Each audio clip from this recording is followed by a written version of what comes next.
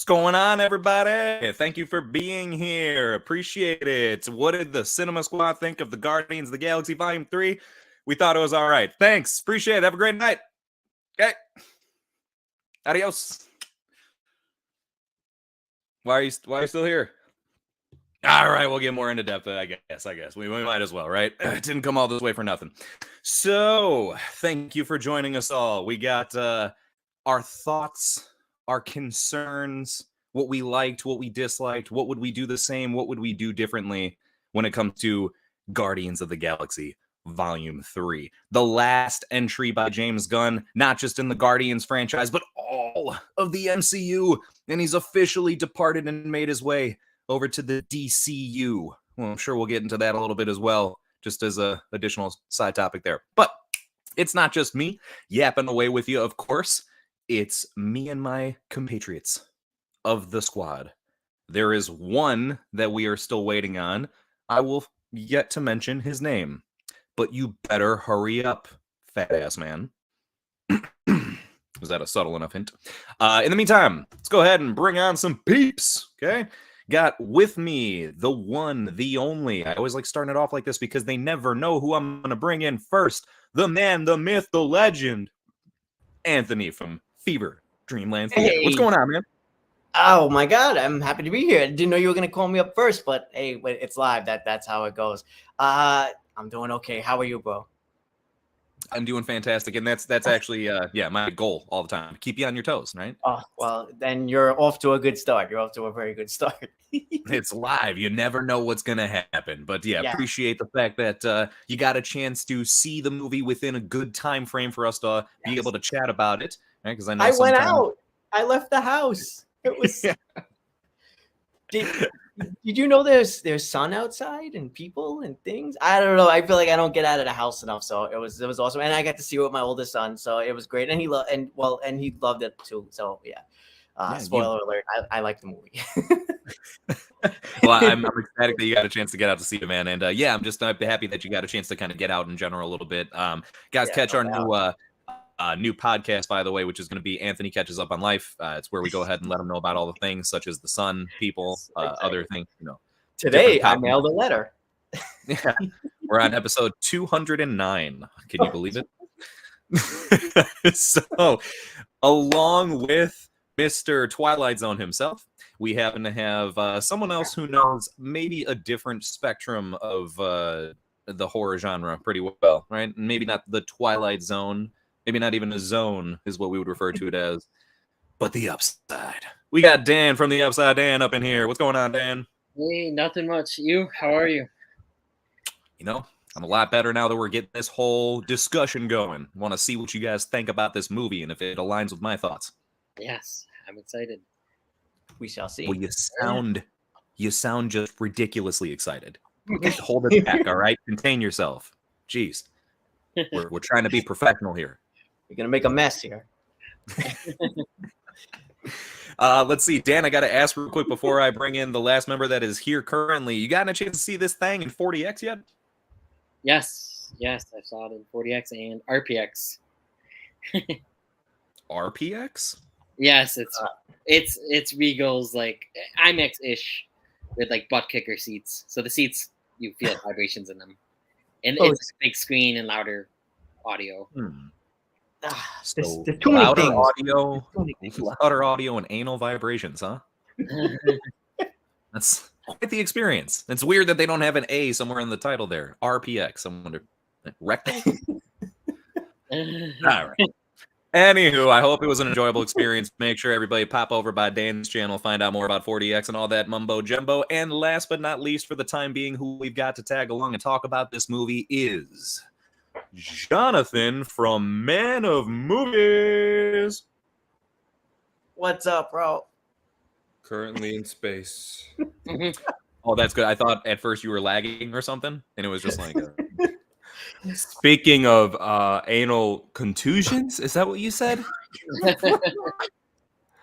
Wow. We're only 7 minutes in. We're already going anal. Wow. Speaking of anal contusions, I am here at the Orgosphere. Wow, you got it. Yeah. Orgosphere. I was in the same ship as Anthony, and I was just making these anal jokes all night, and Anthony just kicked me out. So I'm here waiting to break in, which seems to be a fairly easy thing to do. Well, as we all try to find the right way to pronounce Orgosphere, smorgasbord. Smorgasbord. Wow, I'm surprised I never actually put that together. It sounds a lot like that word. I do. I will say I'm pretty excited to see the first, the 210th episode of Fever Real Life Theater. You don't want it. We got something in store for that one. We got special guest. How's it going, everybody? My name's Anthony, and today I just bought these scented toilet paper rolls. It's not bad. That's not bad.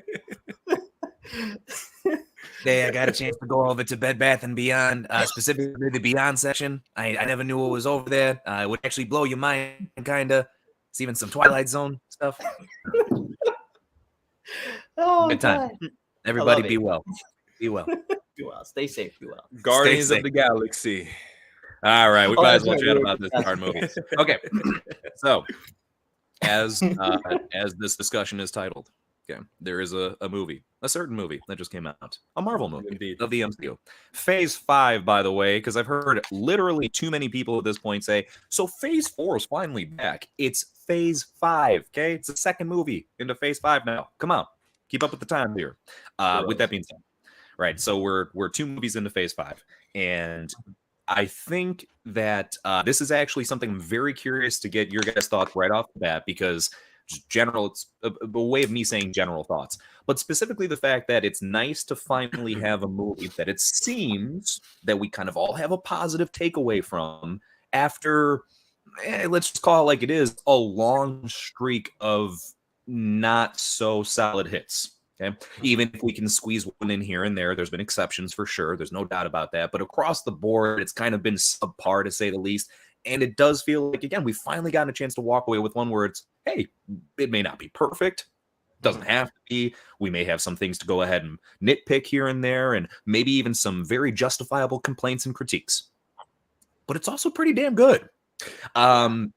Before I really say even, some stuff of my own, I just would love to kind of toss it to you guys just selfishly, because I've been super curious to hear more thoughts. Anthony, especially considering the fact that as we were joking, only get a chance to really get out and about to see the newest ones in a quick manner. What did you think since you got a chance to go ahead and squeeze out to the theater for this? I was so pleasantly surprised. I saw the trailers and I was like, okay, it looks okay, but they usually get me with the trailers anyway. And then I see the movie and I'm like, that was so-so. Or I wait for it in streaming, and in which case it's still so-so. But this was a case where I was so happy that I made it out to the theater and got to see this. It was just a legit fun theater experience. I was definitely happy overall. I guess I don't want to go too far into it about whether or not it's my favorite of all 3.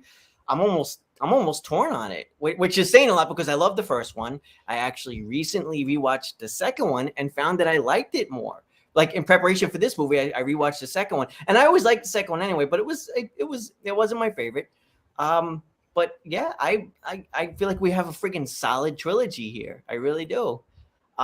Super happy with it. Super happy with it overall. We could get into the details as we move along, but that's my initial, Okay. No, I'm happy to hear that, man. I'm thrilled that it felt like a worthwhile experience for her to get out there and check it out. And that, yeah, it's interesting to consider it like as far as the end of a trilogy. It definitely has a lot of reasons to feel that way as far as what stuff that happens that I know we'll get into. But yeah, it's just kind of like when you say that, it's, oh my gosh, that's right. We have another complete trilogy within the MCU here.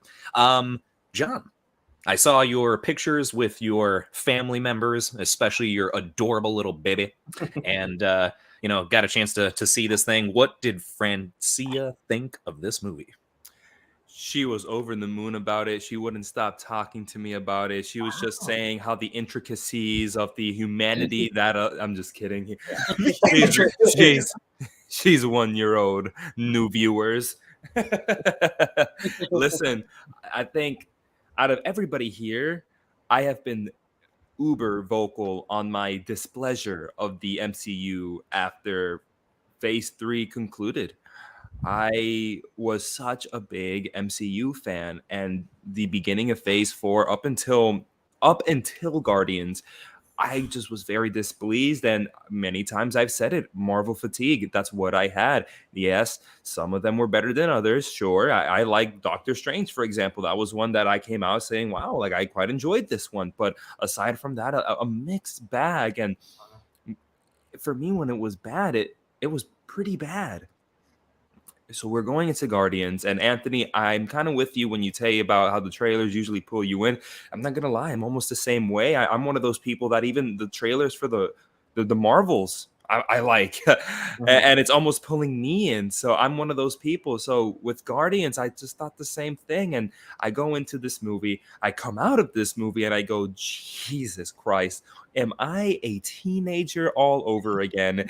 Back in Phase 1 through 3, watching some of the best superhero films put to screen, because that is what Guardians of the Galaxy Volume 3 is. And sure, there are a lot of things that bothered me, because I've seen the movie twice now, and even the second time around bothered me.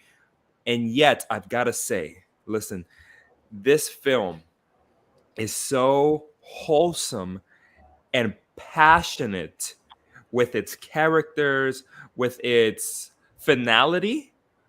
I just feel fulfilled after watching this. And like Jay said, another great trilogy entry to the MCU. Yeah. That's I'm dying to get into it more, because I'm curious actually what there may be that was a negative takeaway, but I even more so, of course, as to like this to why it was such a positive takeaway.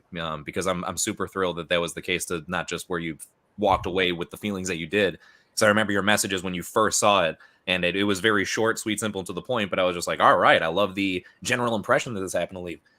But the chance that you got, excuse me, to say a second time, and the fact that you felt like it held up, right? Because that's usually where you start to really kind of see the cracks, right? Yeah. And notice maybe some of the stuff that you're like, maybe I had the rose tinted glasses on the first time around, right? Maybe I should take them off a little bit. And it's nice that they happen to it stuck around for that second time and deserved to stick around. Dan, I'm going to toss it to you, bud. Want to go ahead and see as far as, right, you got a chance to experience this in multiple formats between all of the anal things that have happened. Which was the most pleasant? And go into as much detail as you see fit. Stimulating, which was the most stimulating. So yeah, I was so excited for this movie. It was like Endgame, Infinity War, and No Way Home hype for me, and Doctor Strange hype that I had before Doctor Strange 2, and then not after.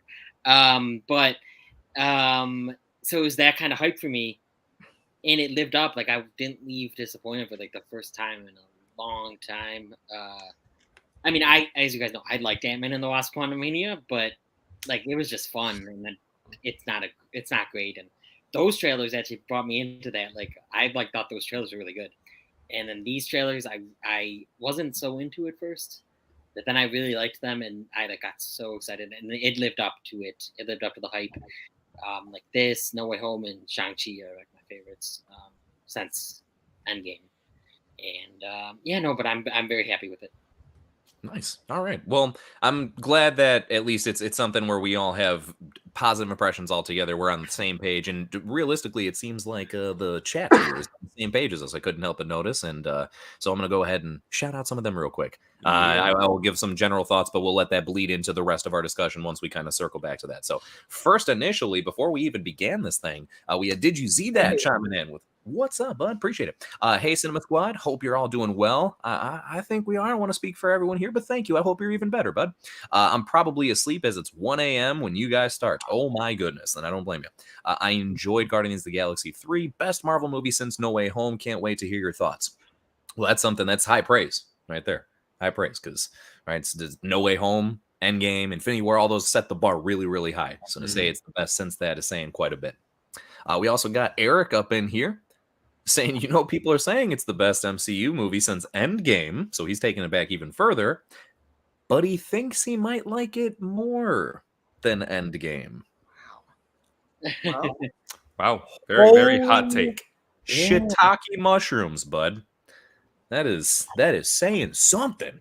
I I know. feel like this, because I see it's not just Eric. A lot of people are saying this. Do you think it's sort of a product of a string of, I'm not even going to say bad movies, but maybe mediocre or very hit and miss movies, that finally we get a Guardians of the Galaxy 3, something at this level, which I think is legit good. And it's being propped up on a pedestal a little bit high. I don't know. And that's not the dump on the movie, because obviously I love it and we're all happy with it. But do you think that's affecting it, that it's coming after everything? Yeah, I think so. And Yeah. including TV shows, which people have been down on. I heard Jace didn't care for She-Hulk. Oh, really? I wish there was a string of videos explaining why. There is an awesome string of videos. Since you mentioned it, cough, cough, Bergerac car, cough, cough. Feel free to check out the channel. Link below. Yeah. Well, let's see. Sorry, I got caught off track because I was going to say what's up. Sorry, I was just curious. My bad. Totally was going to throw something in there. Went to say what's up to Drew. Lost my train of thought. What's up, Drew? How's it going? Glad to have you here, bud. He's also throwing in, out of all of the MCU movies that came out after No Way Home, he thinks that Guardians of the Galaxy 3 is the best one. So it seems like we've got very similar thoughts here. Yeah. Yeah. Well, after No Way Home is kind of easy, but yeah. Yeah, I mean, I wouldn't even say movies. I'd say properties. Yeah. Since No Way Home. Like all the shows and movies, Guardians is up there. We got as far as My sister. and yeah, Baby Rocket. Yeah. Yes, Baby Rocket. We That gotta is get into something that. Yeah, I can't wait to get into that part, just strictly because that is to me all the most effective parts of the movie is the flashbacks with Rocket and everything like that. And it's funny because there's actually parts that make it where I love it. I have no problems with how they executed it. It's more so that well, I guess I'll just jump into it without fully jumping into it. But I feel like they have a really solid Rocket Raccoon story, and like they knew going into it, like, hey, I've got an amazing Rocket Raccoon story. It's super emotional, super deep, and obviously, the rest of the Guardians are going to be involved. But I feel like they were just kind of like cobbling together some of the other stuff. Some of it feels very, very nice. No, you're right. Not everybody, but it's definitely like some of the pieces within there. I feel like it's like they kind of were, Jace. Jace. Shooting darts at the wall, if you will, of like, shoot, we got a real good Rocket story. Do we have a real good story for everybody else? Okay, I feel like it's a big wheel, and every slice of the wheel is a nice kooky adventure. One of the slices was like a weird anal, fleshy mission breakout. Another wheel was like a counter Earth thing, and then like little weird missions. And they're like, all right, we need to pick 3 missions. Throw the dart at the wheel, and they would throw it at the and whatever it landed on, that's what this movie's B plot or A plot, whatever plot you want to put it, is. Because I agree with you, Jace, that this film very much is about Rocket Raccoon, right? Yeah. Or at least they wanted to be as much as it was. They wanted it to be. Because behind this incredibly written story of Rocket is this very cliche MacGuffin movie. And again, like, not to say it's a bad thing. I'm one of those people that says cliche does not mean bad. When I say trope, when I say cliche, it comes with the connotation that it means bad. I don't mean that. It is cliche, but it's not bad. They do a fairly good job. It's in the execution. Yeah. And in this case, it's executed well. Yeah. Yeah. Right. That was a really good way of putting it. I appreciate the clarification. I do feel like, unfortunately all the time there's a negative association with those terms and shouldn't always be looked at in that specific way. Because if they're executed properly, then there's a reason they have become a cliche, and all that type of stuff. So yeah, I agree wholeheartedly. But with that being said, right, we'll get more into like the cobbled togetherness of some of this and what wasn't cobbled together, of course. I thought this was a just real quick and simple, interesting question we could fly through as far as, right, who's our favorite member from the original Guardians? Drew saying his is Rocket Raccoon. I'm going to probably say the same or Star-Lord. It's an easy, it's one of those two for sure, 100%. But I think, I don't know, based on especially this most recent entry, I'm going to lean it towards Rocket. It's always been Rocket for me. Wow. But after this, it's like cemented. Like it's in gold now. Like I'm chiseling it in gold. It's Rocket Raccoon. It's always been Rocket, but it's chiseled in now. It's Rocket. I'm gonna like break away from you guys and still stick with Star-Lord as often as awesome as Rocket Raccoon was. He was awesome. If anything, it's maybe tied, but I don't know. I still lean a little more towards Star-Lord. I feel like maybe it's just because we've followed him more throughout the 3 movies. And even in this movie, despite the fact that it's very much a Rocket Raccoon movie through and through, the movie still manages to pull us back into Star-Lord and give him a satisfying conclusion. Yeah. So that's why I don't know if I think for me, Star-Lord would probably be the answer. But also shout outs to Drax. Just an amazing, almost underrated character. I love Drax. And he was especially good in this movie too. Like just legit funny, and we got a little more emotion out of him. I don't know. So another great character. Yeah, man. Thinking about Drax, I just think about so many character arcs made it full circle. Yeah. And Drax is one of them from the very beginning. Not to jump there, but I just want to touch on it super quick. Is that arc of him being a father and that being taken away from him, and yet it goes right back full circle. We'll touch on it. We'll touch on it. That's some solid writing there. Yeah, exactly. Yeah. And Dan, what was your favorite? Either Gamora or Star-Lord. And Ooh. Gamora. Yeah. And Rocket's third, but he's honestly my top 3 can really switch it. Okay. So real quick, did you mind the Gamora getting the reset button a little bit? I think that they did it the best that they could. So I think that they did pretty good with it. And I'm glad. Well, we'll probably get into that later. Yeah, but I have more to say about that. No, yeah, I think it was very, without going too deep, it's very mature storytelling. I found it to be like more mature than I expected it to be. It seems like since it's a Marvel project and then also a Disney project at heart, you could easily say like, I expected them to take the easy way out. As far as let's just call it like it is, them getting back together and everything like that. And the fact that they restrained from doing that. Again, it may not have been what the audience wants, but sometimes it's not until you are denied what you want as a viewer that you actually realize like, maybe that was the right thing to do. Maybe that was the more mature, smart thing to do. And that's exactly what I felt that was. That was mature writing, in my opinion, to not have them just get back together, be all lovey-dovey, happy ending, so to speak, as far as this. Well, you know what, guys? Enough with this. We're going to get into. We're 23 damn minutes into this thing. Let's get into it. So let's go. And we've got basically a list of some categories for ourselves, a la Fever Dreamland Theater himself. Thank you so much for whipping these together. Oh, yeah. So first and foremost, folks, was it the best in the series? We've got 3 of these things so far, and it's nuts to think we've actually seen the Guardians in more projects than just the 3 that are theirs, right? We've got them in Infinity War, Endgame, Love and Thunder, right? They had popped up and everything like that. So we definitely, as far as have seen them quite a bit, but when it comes to their solo projects and their outings, is this the best? Who'd like to start off? Oof. See, the fact that it's a tough question says a lot, because I'm going to assume that prior to this movie, the first one was our favorite. Am I right? Mm-hmm. Okay, for all of us, right? But now this movie comes along, so it's a matter of like, is it better than that first one, or is it tied? I don't know. Where do I land? I don't know. Is it better than the first one? I have to decide here on this stream, here and now.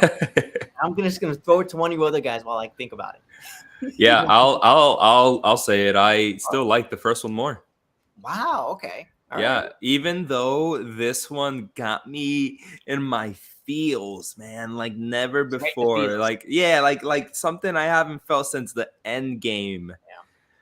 Yeah. But I think you hit the nail on the head when you said it has a vibe of the older Marvel movies. It really does. yeah, it really does, dude. So, yeah, man. All props to James Gunn for that, I Yeah. gotta say. More than Marvel, I gotta give props to James Gunn here. I think James Gunn is just shooting what's the word? Shooting bullseyes here. The reason why I'm still going with that first Guardians film is because I still think that is a near perfect film. Near perfect. While I think that Guardians 3 is fulfilling, satisfying, like we mentioned before, Jace, it is that cobbled up sort of B plot that puts it in number 2. Which I'm on the same page with. I'm just going to throw it out there. Yeah. I literally am right aligned with that. I think that first one is really tough to beat. Yeah. And I don't just mean like for Guardians movies. I actually think even as far as like I don't want to be too out of whack here, but even for like superhero team up movies, okay, maybe not solo individual ones, that might be different, but when you're trying to introduce a team of superheroes that has not been introduced individually prior to that point, man, I think that first one really just tackled that so well. Now, it's hard to compare that aspect to this newest entry because they're not doing that in this entry. They're not introducing a new team necessarily, well, until the end. But it is a situation where we've now gotten to know this team for a while. So, nonetheless, I don't know. I feel like there's just a few things that, as much as I'm impressed by this third one, and as much as I do feel like it's a nice kind of brings things full circle with certain elements of their storylines together, I still stand by, I like the first one the most. My ranking personally is just 1, 3, 2. It's nice to be able to say that I don't think any of them are outright bad. Yeah. The second one, Anthony, awesome. actually, I'm jealous of you because I wanted to go back and rewatch the second one just to get a refreshed opinion, because I feel like a lot of times when I think back to it, I feel like I look upon it too harshly, unnecessarily, and I'd like to kind of give it more of a refreshed take. But nonetheless, I still stand by at least that. I'm sure even if I rewatched it, I'd be very surprised if my opinion changed. So I'd say 1, 3, and 2. Same, yeah. All right. Yeah, I'm a little closer with 3 to 1 than you guys are, but 1 is my favorite. And yeah, one's hard to beat. That was like so good and refreshing. And they just introduced all these characters very well, and they're all fun characters played by good actors. And yeah, the music was done great. The music's done great in all 3. But yeah, but I'm close to 3. I really loved 3, but yeah, there's more issues I think with 3 than 1. Yeah, before I forget, then you talk about the music. I'm sure you're talking about the actual soundtrack, but if I can touch on the score, I think that the Guardians theme is one of Marvel's best themes, up there with like the Avengers theme. And we only get it once in Guardians 3, and it's that part where all those faceless minions are in space destroying the ships, and Rocket does this maneuver, and then they play the theme for a quick 5 seconds, and that's all we get of that epic theme. Can you imagine an Avengers movie where you only get the bum bum bum bum, and that's it for the whole 2.5 hours? I'd be like, what? What? That's not happening. Yeah, no, it's a solid point. And actually, it's a shame to point out that, and then to go back to the soundtrack itself. Dan, I think you were the only person I had mentioned this to so far, whereas the first movie integrates the music in such a beautiful way. Like, it doesn't just feel like they're just playing a fun song for the sake of playing a fun song to carry it from scene to scene. It's like it's meaningful, I mean, it really is, because it plays as far as to the cassette, that Peter has. So there's something that really ties nicely to that. And with this one, don't get me wrong, it's always nice to hear cool music, but I swear it was almost like James Gunn knew this was his last chance, so he was like, "Let me just go through the rest of my playlist back from my like my old days, and we're gonna I'm shove with you. everything in there." And it just kind of was like Maybe it a hot didn't- take. Maybe a hot take from me. I don't like No Sleep Till Brooklyn in that hallway sequence. I'm sorry. Me neither. I'm sorry. I don't like No Sleep Till Brooklyn. It should have been something else. Me neither. Yeah. Yeah. Especially after watching Mario and they just had it in Mario. It's like both times I felt like it was too on the nose. It's choreographed well. But Yeah. I don't know. Yeah. Because The scene's good. Yeah, the scene's good. The scene's great. Oh yeah. Actually, oh no, the scene itself is wonderful. Yeah, I'm curious to see a fan edit with like something else popped in there. I'm curious now, I really liked Creep and I really like Dog Days Are Over. Creep, I'm usually not even a fan of that song, but I really liked it here. I love that song, but man, it is a downer to it fits. It's almost the point. Yeah, it's almost the point. Yeah. No, and at least that one, tied into the story of what was happening. Oh, big time. Yeah, absolutely. That, absolutely fitting. Yeah. So downer of a song, but at least it made sense. No, yeah. Anthony, you used to back in the Disney do some fan edits of sorts. Why don't you go ahead and get that scene and put some better music to it? Yeah, oh, geez, I don't know. I mean, I don't think I dislike it as much as you guys. I think it fits, but yeah, I do tend to agree. I don't know what else I would put in there off the top of my head. Same. And just to answer the question real quick, I'd probably go with part 1, I guess, being my favorite. But the only thing that, for me, what pulls me back to part 3 a little bit is the villain. And I guess we'll get into the villain too. But the villain in this one was just like a million times better than the villain in the first movie. And that the villain for me is important in movies, especially in superhero movies. And in this one, the villain just killed it, So that's the only thing that I think that's sort of the main thing that's keeping me torn between the first one and the third one. But I'd still lean toward maybe the first one being my favorite. Well, there we go. Hey, look at that. Good timing. Transition there. I hated the villain. Same. Yeah. Well, I hated him in a good way. Yeah, just fucking despicable. Hey, I want to ask you guys a quick question. When you see the face sort of like stapled, did you this was a bit predictable, but I didn't mind. Did some part of you say that face is coming off at some point fully? Oh, no, I thought of Lobot. You thought of Lobot. But did you think at some point he would fully lose his face? No, I didn't. No. Okay. I was sort of almost waiting for that to happen. Maybe I've seen too many horror movies. I thought it was just them trying to show off their makeup effects. Which is great. Yeah, because it was great. And so, no, I didn't think so. Okay.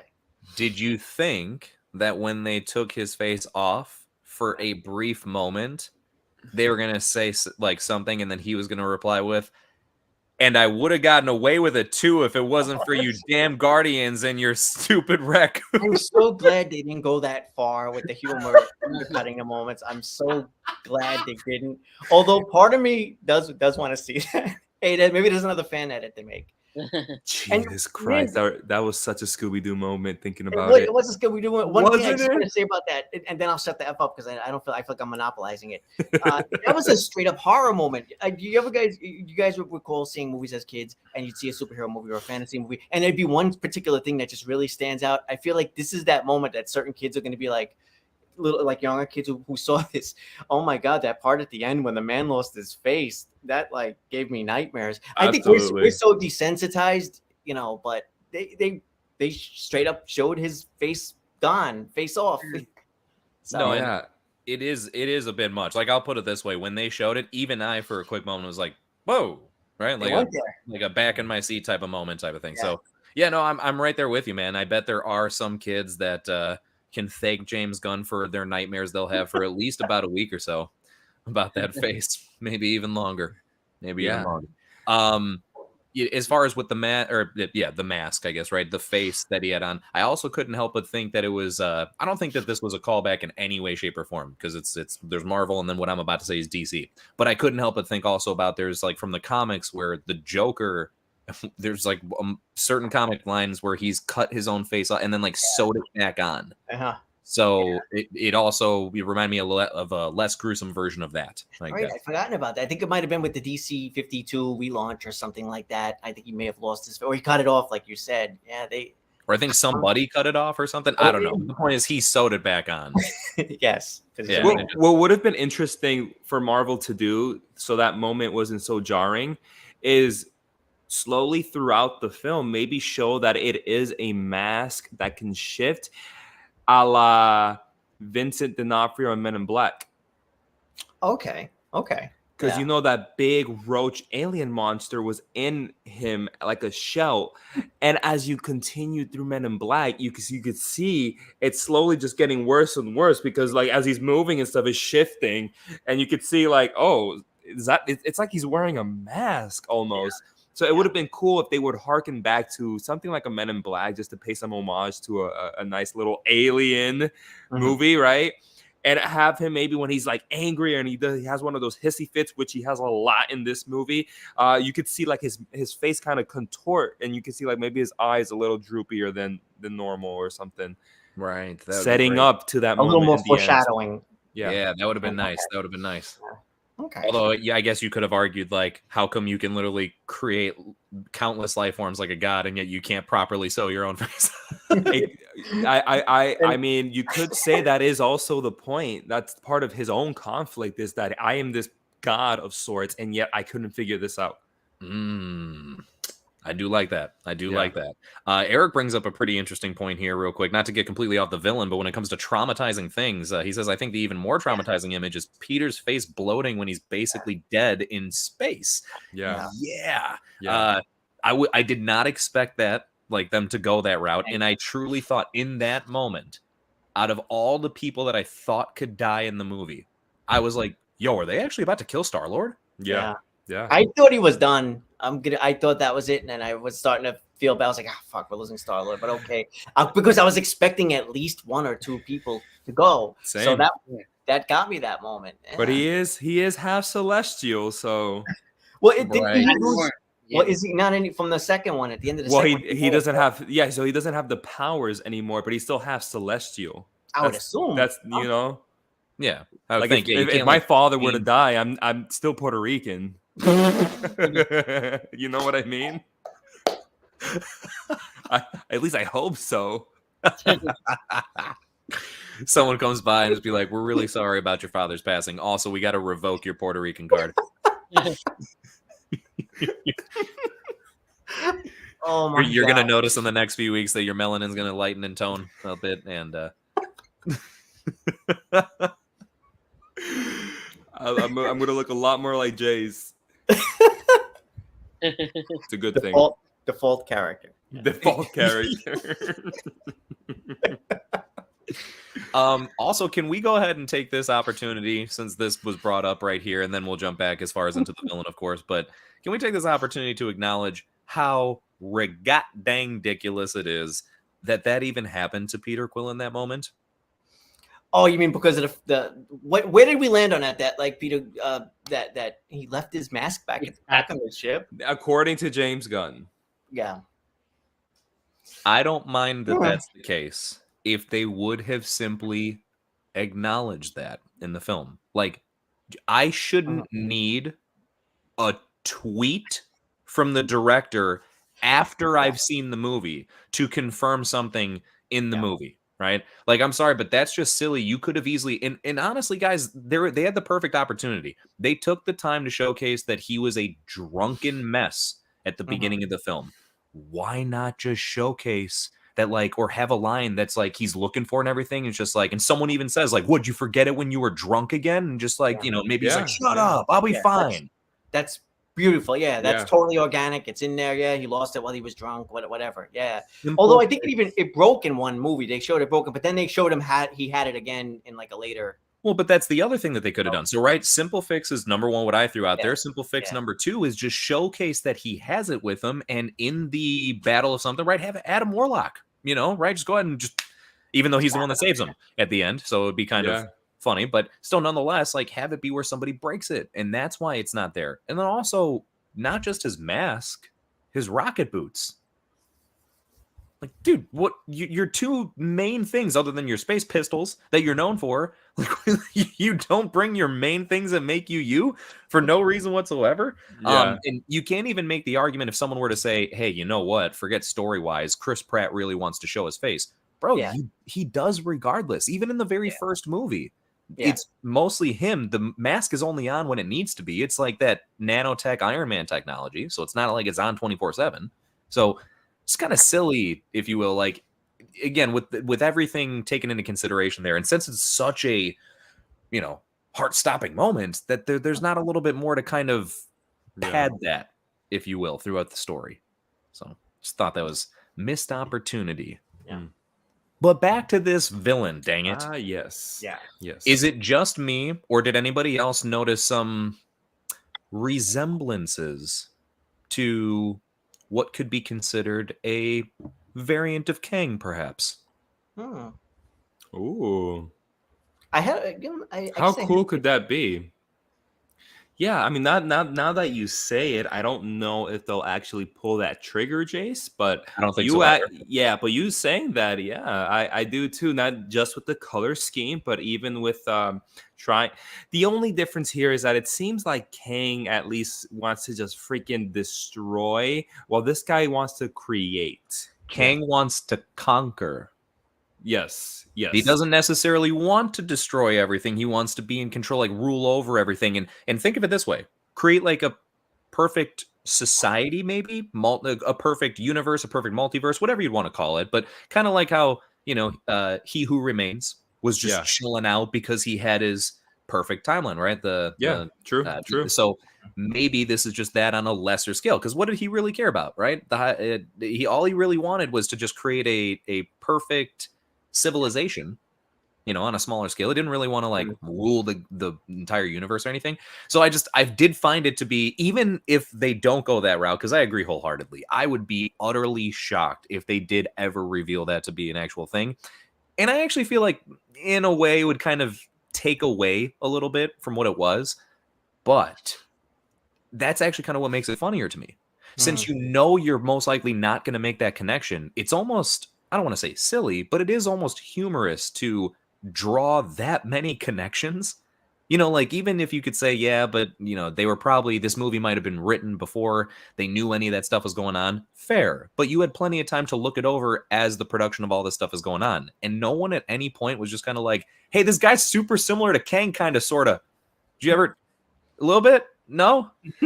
No, think about even his powers. The fact that he just, right? Like, you know, dude, Kang does the same thing. Yeah. The only difference is the shooting the beams out of the hand. Yeah. I mean, for the most part, I guess in the time traveling stuff, of course, right? But anyway, I found that to be not a bad thing, just interesting and noticeable. Well, also, animal lovers despise high evolutionary. Animal lovers probably don't necessarily despise Kang. I don't know if they give a shit about Kang. I don't know. Based on what's happened within the news lately, people, you know, even animal lovers might not be liking Jonathan Majors anymore. But Kang is okay. He destroyed literal universes. He's okay. He's alright. In universe. Yeah, there you go. There you go. Dan, did you like the villain in this? I didn't get the. Yeah, no, I did. Okay, good. Yeah, I thought he did a really good job. A lot of screaming, but I thought he was. Yeah, no, I thought he was a good actor, and he's easy to hate. And I loved his line, "There is no God, so I took over." That was like one of I love that line. Yeah, some good lines for sure. I really liked him, the actor who plays High Evolutionary in Peacemaker. He was great. He played someone that gets kind of like taken over as well. Wow, I can't believe I didn't even think about the fact that it's that guy. Oh my god. Yeah, it's him. I really like High Evolutionary. I even said this. I said that he is the worst Marvel villain in a good way. Yeah. Marvel's known for their villains being their top stars in the heroes movies, because you can relate to them in a way where maybe you don't necessarily think what they're doing is right, but you understand what they're coming from. Yeah. Thanos, Killmonger, that's Namor. We've gotten to that point where we love Marvel villains because we see where they're coming from. this guy is despicable. He Yes. is evil. He is evil in the way that Cruella de Vil is evil. She just wants to kill puppies. This guy just wants to kill baby raccoons and stuff like that, you know? Yeah. He is the best word I could say, despicable. There is no redeeming quality to this guy whatsoever. You don't love to hate him. You hate him. Yeah. So In turn, what good you're- villain. So what Yeah. you're saying is you would like Disney to make an origin movie about him, depicting him in a good light. Is that right? That's Yes, and I would also like Emma Stone to play a younger version of him. Okay. I mean, who else would you consider? Yes. Oh my gosh. No, yeah, it's a good way of putting it. It's a really good way of putting it. And yeah, he's extremely despicable. I wanted to ask you guys what your thoughts are in regards to, John, you were bringing up about like knowing their motive and making us like appreciate that more. Like Thanos is a great example, right? You may not agree with how insane he's taking it, but I mean, dude's got a mission. Yeah. Right. Yeah. A set goal that we are aware of. We can understand his motive. Like, the why behind what he's doing. And you can't help but appreciate the situation that much more. Again, no matter how much you disagree with them. Do you guys have any sort of issue with the sense of that they don't really, at the end of the day, they don't really give us the why? That's the only missing element. He's just kind of doing his thing because he's doing his thing. There's never really any sort of explanation as the reason he's so obsessed with doing this is because, the reason he specifically wants animals to be people is because, or something. Now, I'm kind of conflicted. Part of me would have loved to know that. Like, I think that would have been a nice missing piece to the puzzle to fill in. And then I also I almost kind of appreciate its absence, because sometimes you don't need that with villains. It's nice to just be like, no, dude's evil because he's just evil, bro. Yeah. Right. So, but I don't know. What do you guys think? Would you have more so appreciated it that much more if there was? You're walking a very fine line there, Jace, when you show a man that is abusing and torturing animals and you're going to try to humanize that. I guess it's fair to say it is a humanization no matter what, but still to even sort of give some reasoning, some context as to like what he's doing. So maybe not again a humanization so much, like I wouldn't depict it in that specific way. And it's really getting into semantics with the terminology, so I don't even know how to describe it, but basically without trying to justify or make us feel for him in any sort of way. So not to draw any compassion, but to simply just show, again, just show the why, right? Like what took place in this being's past that made him be so damn obsessed, and then also have the capability to create life on a mass scale to the point where he's created life that has created their own life, right? He created the Sovereign, and then I think he helped, but the Sovereign in turn created Adam Warlock. So, I mean, like I said, I think to a certain extent, I'd appreciate the hell out of knowing why without having the need to empathize with him at all. You bring up a great point. I mean, I'm sure that his origin is, or a version of his origin is in the source material. In the movie, I feel like I could do without it. I feel like I prefer the mystery. I think the performance was just so awesome that I hadn't even considered what you're saying, and literally until now. So I was okay. I'm okay with not knowing. But that said, man, if they were to bring him back or something like that in the future, in a series or something like that, I'd be all for that. Or maybe in What If we were to touch on what you're talking about. For the purposes of this movie, we get so much backstory, especially with Rocket Raccoon, that I'm okay with not getting a little more depth. Even though that's an awesome thing, and now that you say it, I'm like, okay, yeah, that's true. I'm happy with the mystery. I'm happy with almost like the Michael Myers type thing here, where like he's just a fucking monster. That's what he is, and that's what he is for this movie. Yeah, and that's why I was bringing up the confliction, because I myself am very much on both sides of the fence. I also agree wholeheartedly with that it's like there is something nice to go back to almost like the 90s cartoon series and Saturday morning stuff where literally dudes were just evil because they were evil. Like there was nothing to understand. There was no, I wonder what's there. He's probably just a tormented soul that's gone through some hard shit. No, he's just an evil guy. He's just a villain. Accept it. Yeah. There's no redeeming qualities, and he's not about to turn into a good person at any point. And he's going through some surgery because remember he comes in, it's acting like he's drunk, and they said you haven't finished your something. It's right when he gets Rocket. He does something. Do you guys remember that? He comes in and he's like falling over and stuff. And I don't know what that was about. I don't remember.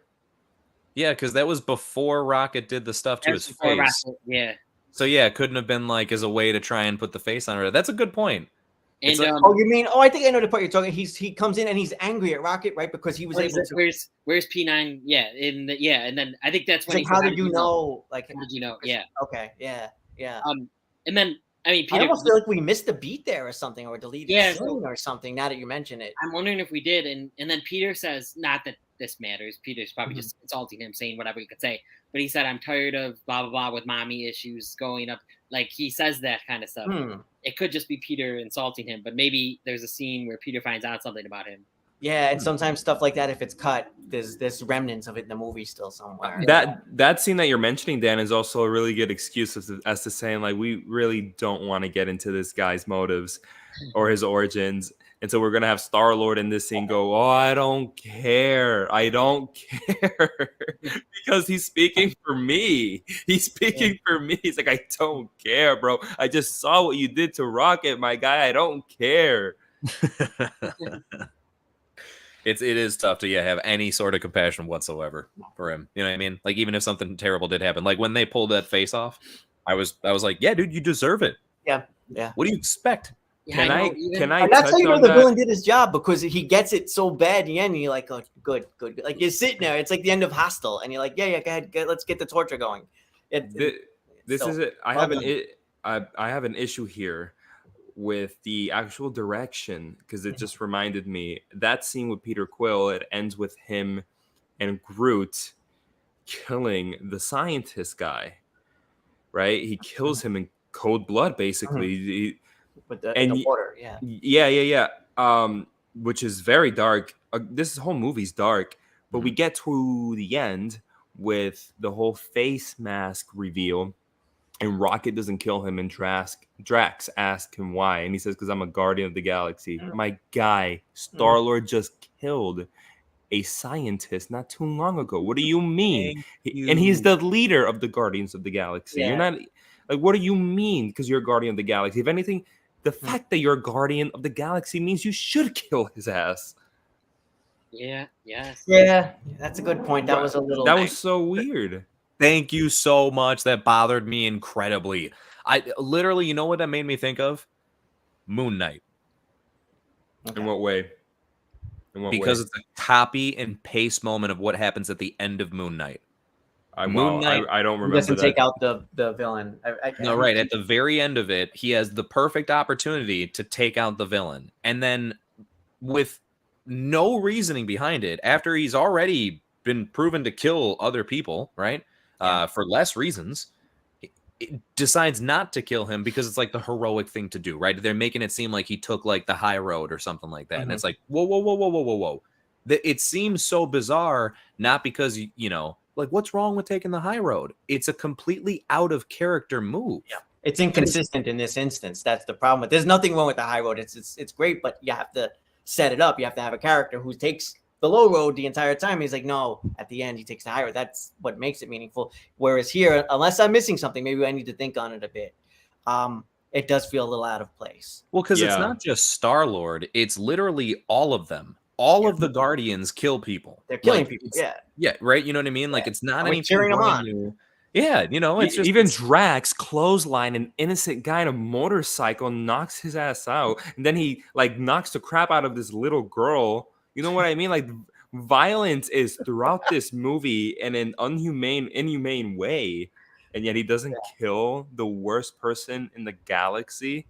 Well, and I'm also not too sure like what let's think of it this way. Like, what's the actual purpose, like, as a development as a character? I don't understand the growth there. If anything, this would have made more sense for him to go ahead and just completely axe him out because of the sense of, like, it's the closing of a chapter. I think especially given Rocket throughout all 3 movies. Like, this is something that I got to give them credit. They've done a good job of all 3 movies. He is consistently referring back to this horrible history he had as far as in his upcoming. And then we finally get a chance to see it. And it feels like there's a lot of closure for him in this movie. You know, at the end of the day, I know people usually just like, oh, revenge isn't the best way. Right. Okay, whatever. But in this instance, it does feel like it would have been completely justified for him to actually kill the High Evolutionary and then be done with that part. Like, be able to say, you know what? I feel good about myself. I know I'm a raccoon now. I feel good about myself as the new leader of the Guardians. And, you know, and I'm happy because that part of my life, as sad as it all was and everything, and I didn't want to revisit it at all, but it's done with now. I've like officially put it behind me. Whereas, like, how can you say he's really done that at this point when he knows in the back of his head that somewhere out there, dude is still kicking around? Yeah, exactly. Dude, I even think about greater feats of heroism. Think about Iron Man killing all of Thanos' army plus Thanos. Are we really going to say he didn't take the high road, so that's a bad thing? No, he did the right thing. Yeah. No, some people have to go. Some people got to go. Exactly, Anthony. Guys, I think that he died in because the ship exploded. Ultimately, he is gone. Ultimately, yeah. Yeah. So Eric had an interesting thought on this. Did you see in the comments? He mentioned it's a little further down. He was saying it's the one where the comment that begins with so I think you could argue that maybe yeah, there it goes. So I think you could argue that maybe that's why Rocket was going to be a better leader. Also, Star-Lord was on a warpath to save Rocket still. So that's a bit of an alternate take on it, I think. So, like, while I don't agree, Eric, that's fair. I don't know. I mean, what do we define a better leader as, or a good leader even? Like, is the definition or one of the defining qualities of being a good leader restraining from killing people? Restraint. No, I think restraint in general, but is it specifically restraint from, you know, and I get that's such a weird topic, but of course it's just because we're talking about a completely fictional it's universe an awesome here, discussion, right? Actually. Yeah, well, and it's something that kind of it's odd that when you are looking at being kind of the SWAT team of the galaxy, right, that you have to now all of a sudden be considerate of. I don't mean go on a mass murdering spree every time you're doing something. I think obviously, you know, right, they have usually the moral high ground in all instances. That's why we don't question what they do, even when they're straight up just obliterating people. And we don't think of it as that because, like, they're killing aliens. So we're just like, oh, whatever. At the end of the day, there's still people with lives and stuff like that, you know? But they just, again, they do it in a way where we don't really think twice about it. So I just think it's odd to maybe say that in itself is like, well, hey, whoa, not such a great leader there because you're just not only killing people yourself, you're letting us kill people. And it's like, well, I mean, like we just agreed. It's tough to be the judge, jury, and executioner in all situations. But if you are the Guardians of the Galaxy, then aren't you kind of the closest thing to being judge, jury, and executioner in most instances? They're pretty bad at their job, I've got to say, because while the Avengers did fail in Infinity War, they were able to redeem themselves in Endgame. These mother effers let a whole planet die Alderaan style. Yeah. Oh. How are you going to redeem yourself from that, my guys? What's Alderaan? What's Alderaan? Oh, no. Is that the Rogue One thing? Yeah, that's the first planet that the Death Star blows up. Yeah. Well, yeah, but they couldn't stop that. They certainly didn't cause it. I mean, it was the main. Yeah. I will also say it's kind of weird how they don't touch on that too much. Yeah. Afterward, the whole planet got destroyed. That would crush me. Yeah. I wouldn't be able to live with myself. Like, you know, and it's like all those nice animal people we just met are all nado. Dead. That is so nuts to think about. And it's also nuts because of the way that it was put up and set up. It's like, this is not clearly his first rodeo. It's like, how many planets / civilizations is this dude just blown up time and time and time again? Because, like, well, this one didn't work. Yeah. Also, where is he getting the resources for this? To make planets. Right? Like that's not. I forget currency because I'm sure that's like not even a discussion in that sense. But just the resources itself, you need a lot of stuff to do all that. Maybe Credit, it's he has credit cards and reward programs, and he bounces them back and forth. He knows what he's doing. Don't worry. and if you want to Also- go back, like, does that planet have a celestial egg inside of it? Look at And also- turtles. Does he have like a thing for Earth? I mean, because it's not like we It notice is a lot modeled of after Earth, right? Yeah. yeah, right. It's modeled after Earth. All the animals are from Earth. Like, what's Yeah. what's the deal there? They don't I really did ever see on- acknowledge that, do Well, they? he likes. They kind of acknowledge that he likes Earth culture. But he Okay. doesn't like the bigotry and Yeah. Oh, okay. Well, interesting. You know what's even more interesting? We got Shawn up in here. Where is Whoa. he? What's up, Hey. guys? Sorry I'm late. It's okay. Happy to have you here. Yeet. How you What guys up, doing? What up? good. Good, Doing good. okay. Doing okay. Doing fantabulous, man. Doing fantabulous. Happy that you're here. Yes. Hey, Oh, well, man. let's just jump on into it and let you catch up a little bit. So, Shawn, ready? What are your thoughts on the movie? Who's your favorite Guardians from the original, the member from the original team? Do you think this is the best in the series? Do you like the villain? I'm trying to catch you up on everything, basically. And go. Yeah, I was gonna say jokes aside, we'll just start with a general one for you, and then let you lead right into the question that we happen to be on, if that's okay. Shawn, just start off if you'd be so kind here, bud, as like your general impressions, because I'm happy for you to be able to share this with the masses here. But then specifically, as you can see from the screen, we're talking about the villain at the moment. So if you want to just let that, however you can, lead into your thoughts on the villain specifically, that would be fantastic. Yeah, so I mean, I just want to say how much I love this movie and how excited I am to talk about this. I'm so sad that I'm late. Do I think the villain is the best villain in the Marvel universe? No, absolutely not. I think there could have been more development with this character. But I think he worked, especially with his backstory with Rocket. I think he worked into the story the way that he needed to, if that makes sense. Absolutely makes sense. He did. He very organically fit. There's a lot of times where sometimes when you try to draw the connection between villains and heroes, it kind of seems a little wonky. You're like, you're forcing that quite a bit. You're like, this is only working because one is the hero and one's the villain. And it's just like, yeah, I got to accept this. But yeah, this like perfectly blends in as to why he plays the role he does and why he's even a villain for Rocket, let alone the Guardians. Yeah. And I like this whole idea of how he like wants to make this like perfect utopia, but he made one and it like sucks just as much as Earth does. I loved that whole idea too. And them getting to see this like chaos that he's had. And then he's like, okay, well, we're just going to destroy this world because I screwed it up that time and I'm going to make another one. Like there was something quirky and interesting about the villain enough to make me satisfied by the villain. Agreed. I was very satisfied by him as well. Pause. I think that's the first time I've ever actually had to use that in like a real life circumstance. As we continue on forward here, I want to double check, guys, before I happen to go on to the next thing listed. Was there anything else about the villain specifically that anybody wanted to say? We touched on him enough. Yeah. Pause. Pause. Oh god.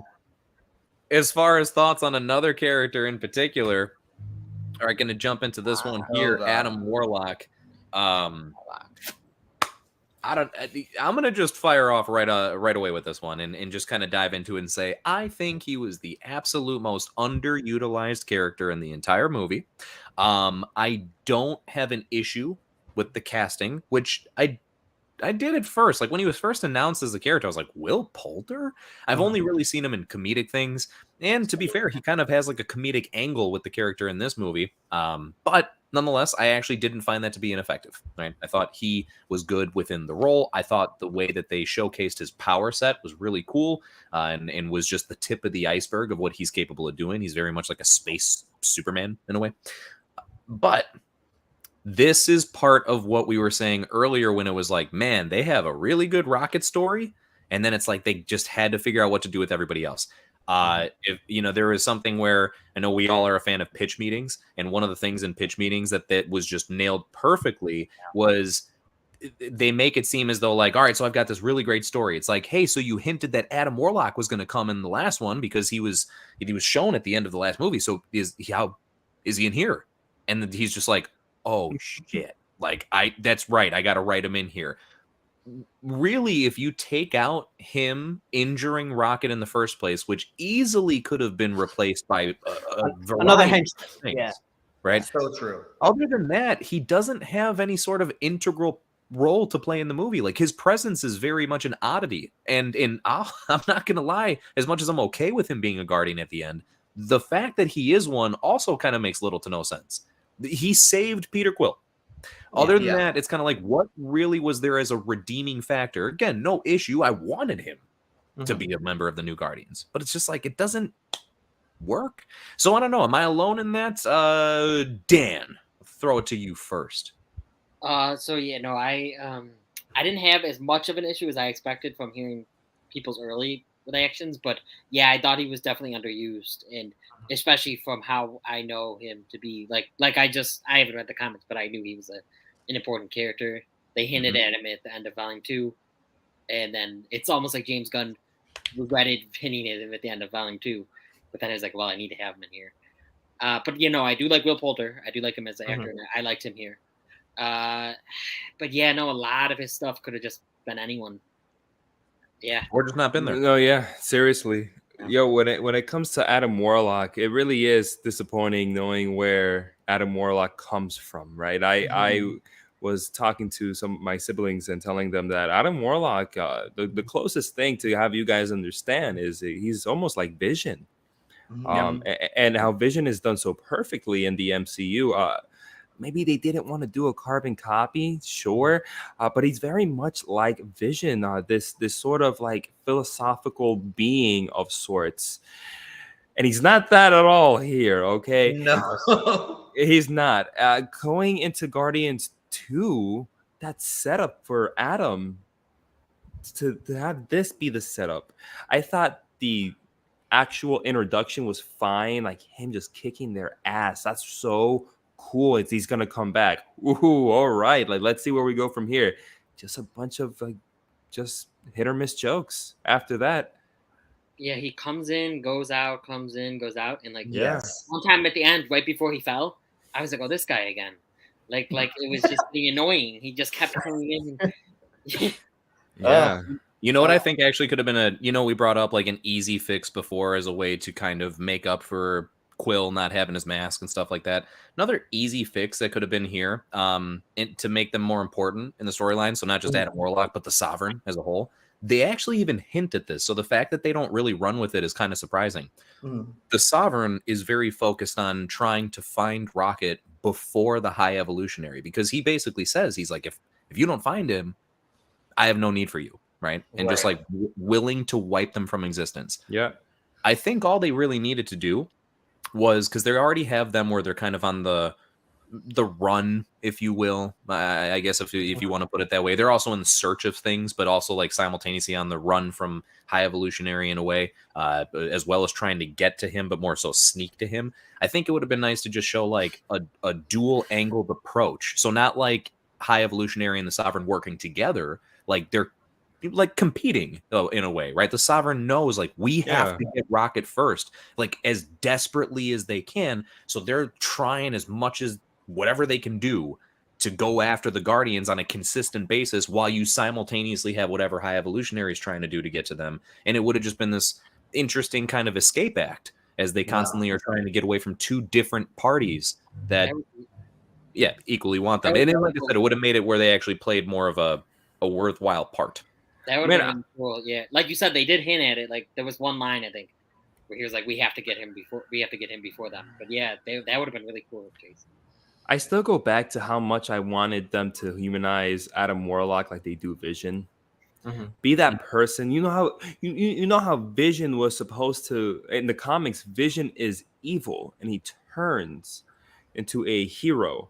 Not in the MCU. He quite honestly gets born a hero to the point where he can hold Mjolnir, right?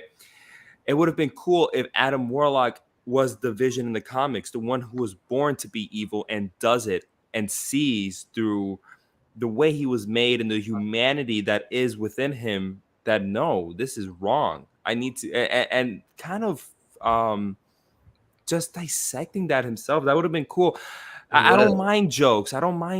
But he was all jokes. That's all he was. John, some people were saying they were trying to go that route. Like but it didn't come off. It didn't come off like I didn't see that. Oh, not at all. Just feeling like, oh, I don't like how that makes me feel. Like, okay, I mean that's that's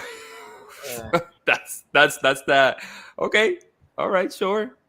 I think James Gunn was so focused on making this Rocket story, which I am not against at all because I think it's one of the things that works best about this film.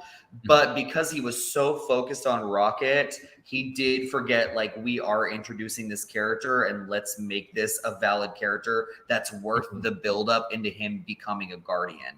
And I do get like a little bit of like, he's an outcast now and like the Sovereign is like kind of being destroyed or whatever. So, you know, like, so he should be a Guardian because all the Guardians are outcasts. Like I kind of got that, but it wasn't enough character development with this character to make him feel like well-rounded in any way. And I think he is the biggest weakness of this film. Yeah, unfortunately. The last part that I figured I'd bother throwing in about this that I thought was kind of interesting, you know, John, you mentioned about the similarities to Vision, and it's funny because not just in his behavioral aspects, but then also like physical features as well. There's the he normally has the Soul Stone. Yes, I'm sorry, the Soul Stone as far as like in his head, right? That's from the comics. So I was kind of surprised that they still went with that design aspect, and yet it's obviously not the Soul Stone, and they also don't even really bother alluding to what it may be. It's not like that's a common feature for other sovereign of their species to have. So I don't know. I just thought it was like, I guess it's cool because I know what that's supposed to be, but I can imagine that from someone else's perspective, they're like, yo, what's with the mole on his forehead? Like, why'd they leave that there? You know, because again, it just seems to not serve a purpose, whereas it actually does serve a purpose in the comics. Thought that was weird. But anyway, with that, Shawn, you were bringing up something that I thought this was a very nice transition. So I'm going to catapult off of what you were saying there and use this as a way to kind of move forward. And I also agree, Sin, that I did not expect him to be so childlike, even though he was prematurely hatched or whatever they want to say. Like, yeah, I get it.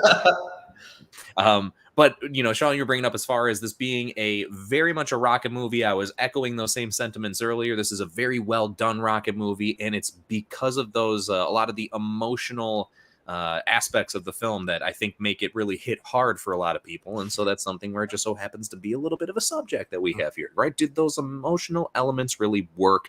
Because some of them go a bit dark for sure, right? Yes. They really, really test what the MCU has done before in a lot of ways, between the darker elements, the swearing that this movie introduces and stuff like this. What was it? Get the fuck in the car. Yep. What was it? Open the fucking door. Yes.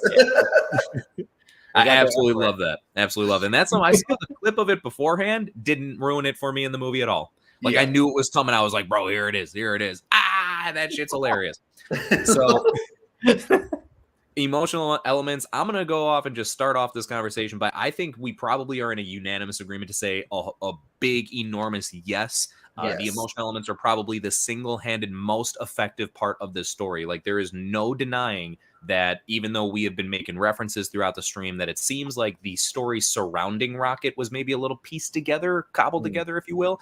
The Rocket part itself, chef's kiss. Like, oh my gosh, does it tug at the heartstrings and really make you care for this character even more? Like, if someone's like a talking raccoon, you shut your damn mouth and you watch this movie and then talk to me. and so different too, right? We've never quite gotten anything like this. Like it wasn't even similar. I don't know that I could say it was similar to anything else. It was so different. Yeah. I love that you say that, Anthony, because you're right. Like and that's kind of what I was feeling the whole entire time while watching this movie. Like I've never seen anything like this before. Like it's so creative and so different, and like seeing these this bunny in a wheelchair and like these anthropomorphic creatures that are like kind of horrifying to look at. But like I felt so much for them. I was just like, James Gunn, you pulled off something really incredible here, and just like by like tugging on our heartstrings with this crazy story that we've never really seen before. So hats off to him, because it's amazing. Yeah, the bunny, especially, John, you probably agree, it reminded me of Sid's room in Toy Story. It did. I think that might have been on purpose. I think it might have been on purpose. Something cute with spider legs. Yes. And then like they look evil, but they're really nice. Yeah. The emotional elements here was able to garner up this incredible reaction in my showing when I went to go see it opening night. My theater was Endgame style, guys. Wow. I don't know about you guys, but my theater was Endgame style. You could ask my brother and sister who were there. People were crying. People were cheering. A guy in the front stood up with his arms in the air clapping. Can you believe that? Wow. And I think very deserving, because I was almost going to join that guy myself, but I couldn't pull myself to. But no, seriously, those moments are so heavy hitting and hit you in a real way. For me, emotionally, that part when Rocket's in heaven, and we think he's gonna go to the light, and Lila goes, but not yet. It's not your time. My theater erupted. What a great scene. And that is just one of many great emotional scenes in this movie. You know, it's they do a good job in just about every one of those scenes to showcase that you don't need a lot of dialogue to draw out a lot of emotion.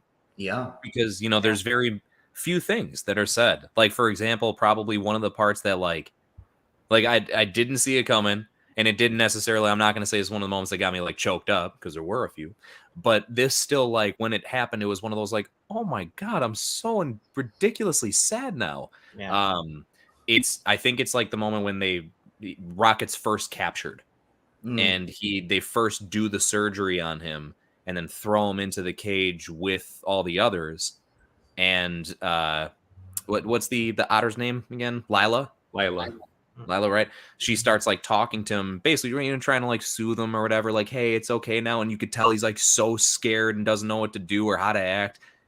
And she's trying to get him to say something, you know, like, it's all right, you're here, you know, we're with you, we're your friends. And he only says one word, and he just says, hurts. Yeah. And it's, oh my God, did it like just shatter me for a moment? It was like, I just want to hug you. Can I just stop the movie and hug you quick? I'm not crying, you're crying. Yeah.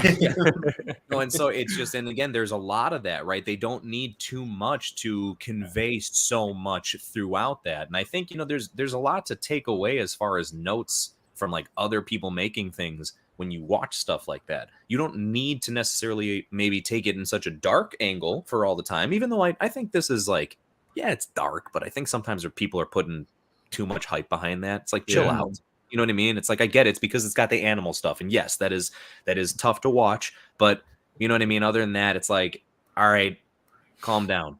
But nonetheless, it was just something where you can kind of realize that you can make a very effective story beat without having to like throw in all the thrills and frills and other things that you think are what people want to see. And it's not. They want to see like raw stuff like this. Yeah, like, man. You know what I mean? And let's be honest, like a big thing about with a lot of projects these days is relatability. Everybody needs everything to be the way that it is in real life and what they can see and everything. Dude, who can relate to talking mechanical creatures? You know what I mean? Like android-like creatures that have it. No one. Nobody on Earth could be like, I relate to that. Yeah. Specifically as far as them as a being. Yeah. And yet everyone can have that emotion evoked from them from that type of scenario. Think again, like that kind of needs to be like taken into consideration by more filmmakers, I believe. Yeah. Couldn't have said it better myself, Jace. I know, I agree. Well, let's see. I want to do, I guess, use this as a way to not a smooth transition for this one in particular, but I'm gonna go ahead and just kind of shimmy on down here and start to get to another part since we are creeping up to where we did within the stream. Let's see. Let me jump to this one real quick. Ooh. There was a lot of hype behind the fact that as this movie was coming out, it was like the talk of the town. Someone's going to die. Who do you think's going to die? Who are you putting your money on? Who's going to die? Like, it was almost a given. I actually feel like for a while, the conversation was not, is somebody going to die? It's like a for sure thing. It's just a matter of who.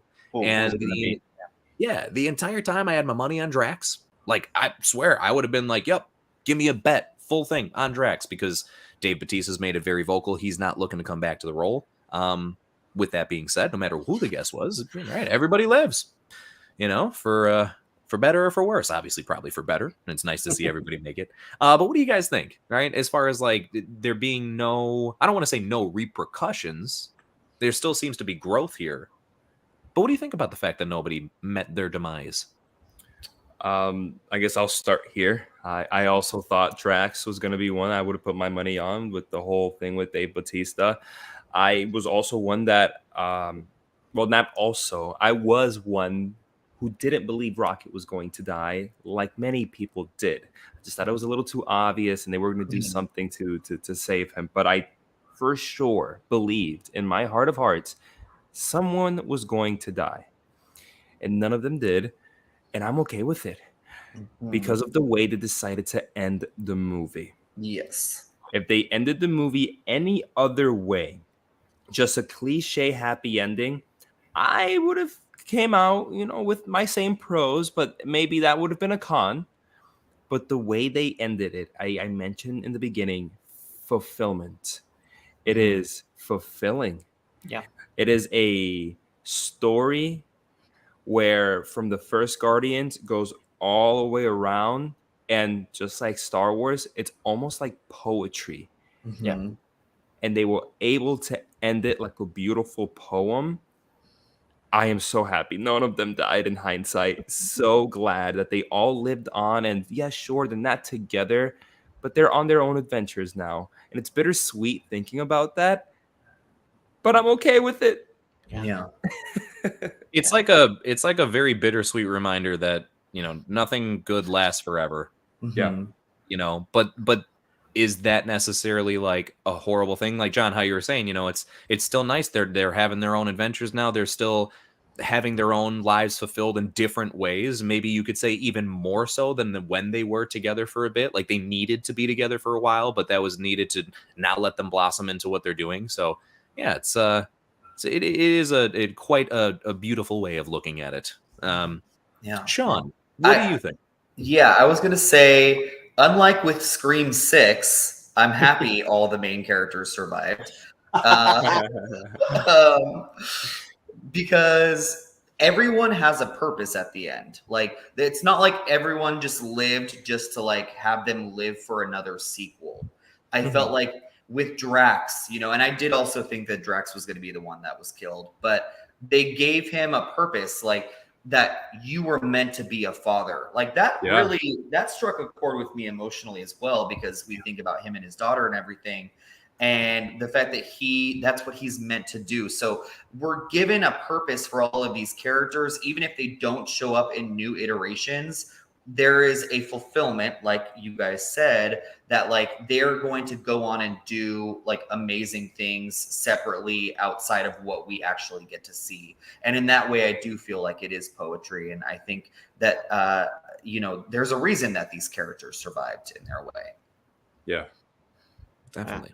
Absolutely. I just to piggyback off what Sean said, that everybody has there's going to be a next stage, yeah, especially with Star-Lord, going back home finally. I really love that. Yeah. But I mean, just to quickly answer it, hell yeah, I'm happy everybody survived for two different reasons. I think having everybody survive for the purposes of just this story worked, made sense, and it was a beautiful thing. And in the broader context, it was fresh because we've lost so many big heroes, whether it be death or some other means, in the Marvel universe, that it was like, here's a movie that like where everybody's okay at the end, and maybe there'll be future adventures, but at the very least they're out there and they're going on.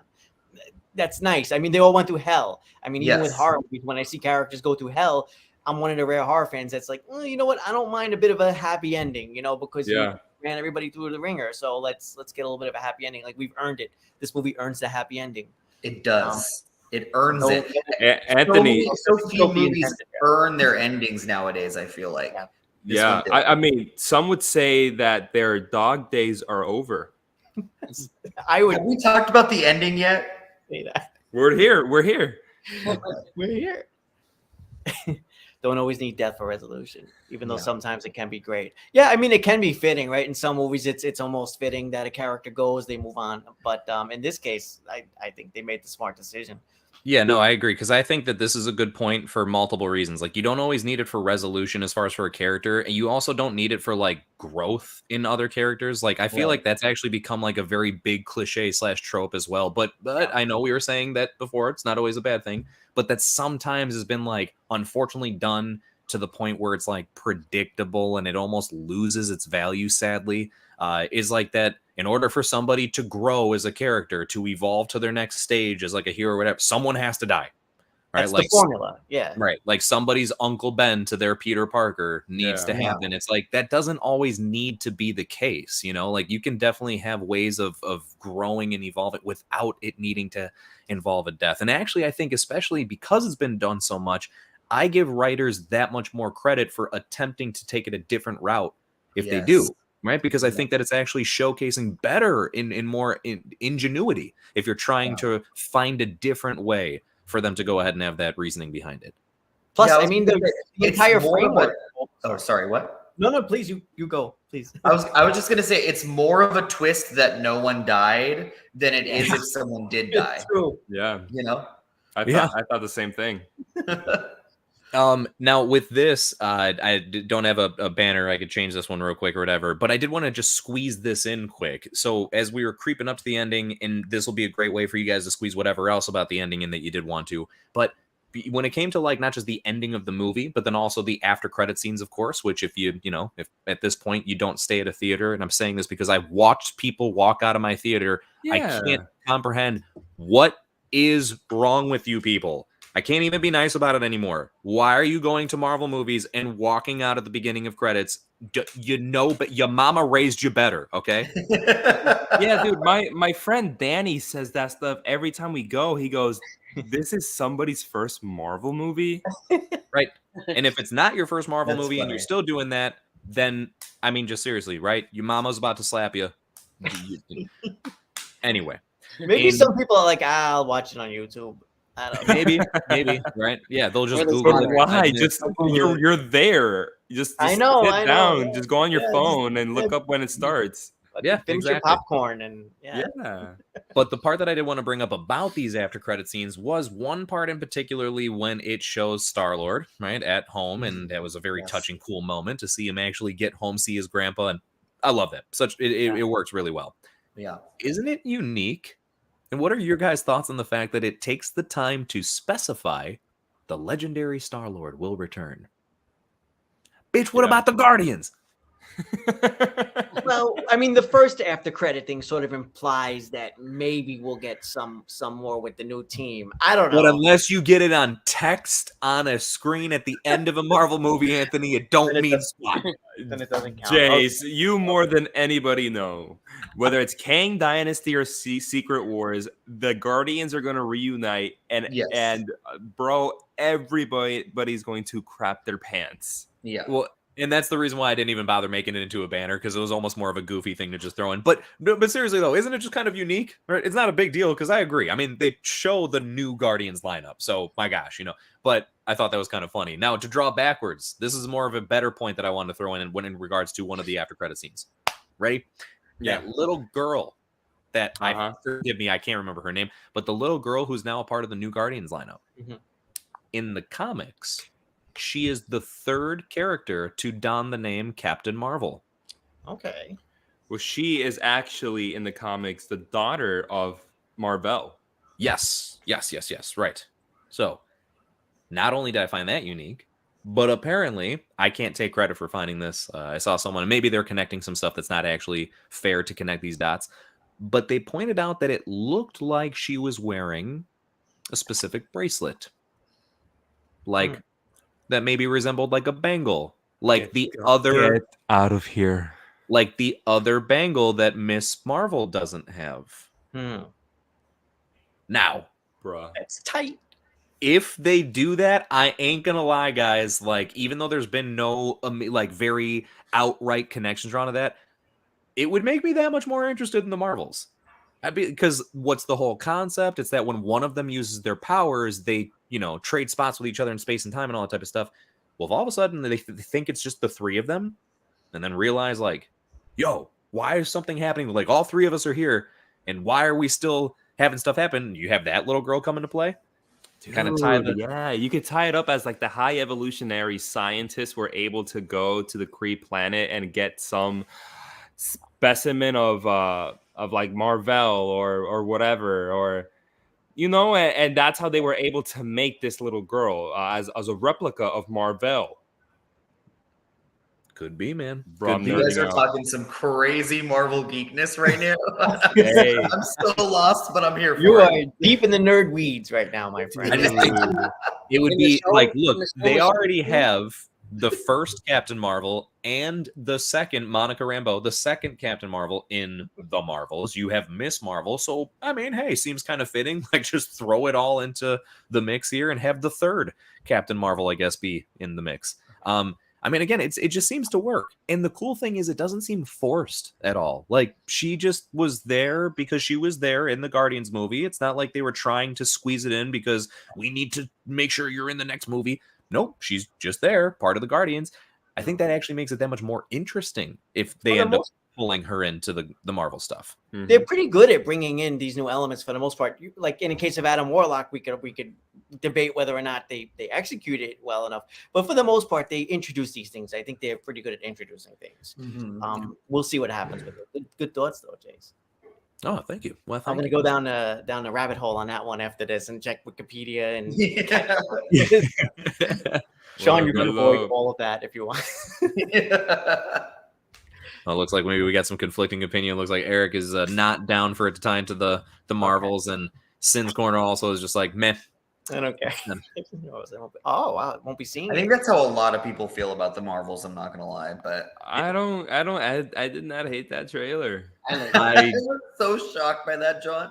I know. Yeah. I did not hate that trailer. I mean, it looks fun. I don't know. Yeah. I'm more on the meh side than I am the like, oh, can't wait to see it. Yeah. Well, it's one of those where that's actually, again, why I'm kind of bringing this up. I'm not saying I need this connection that I'm theorizing here to happen, but again, if it does, it'll at least kind of give me that much more draw towards the movie, because I'm also pretty much on the meh train at the moment. I just think James Gunn has done such a good job of like connecting us to all of these characters in Guardians of the Galaxy, and that's why people are still going to see this movie, why it had the one of the smallest drop-offs in its second weekend in the box office, because people are connected to these characters, and that's what I think Marvel's been struggling with in their recent phase. And now, are we phase 5 now? Yeah.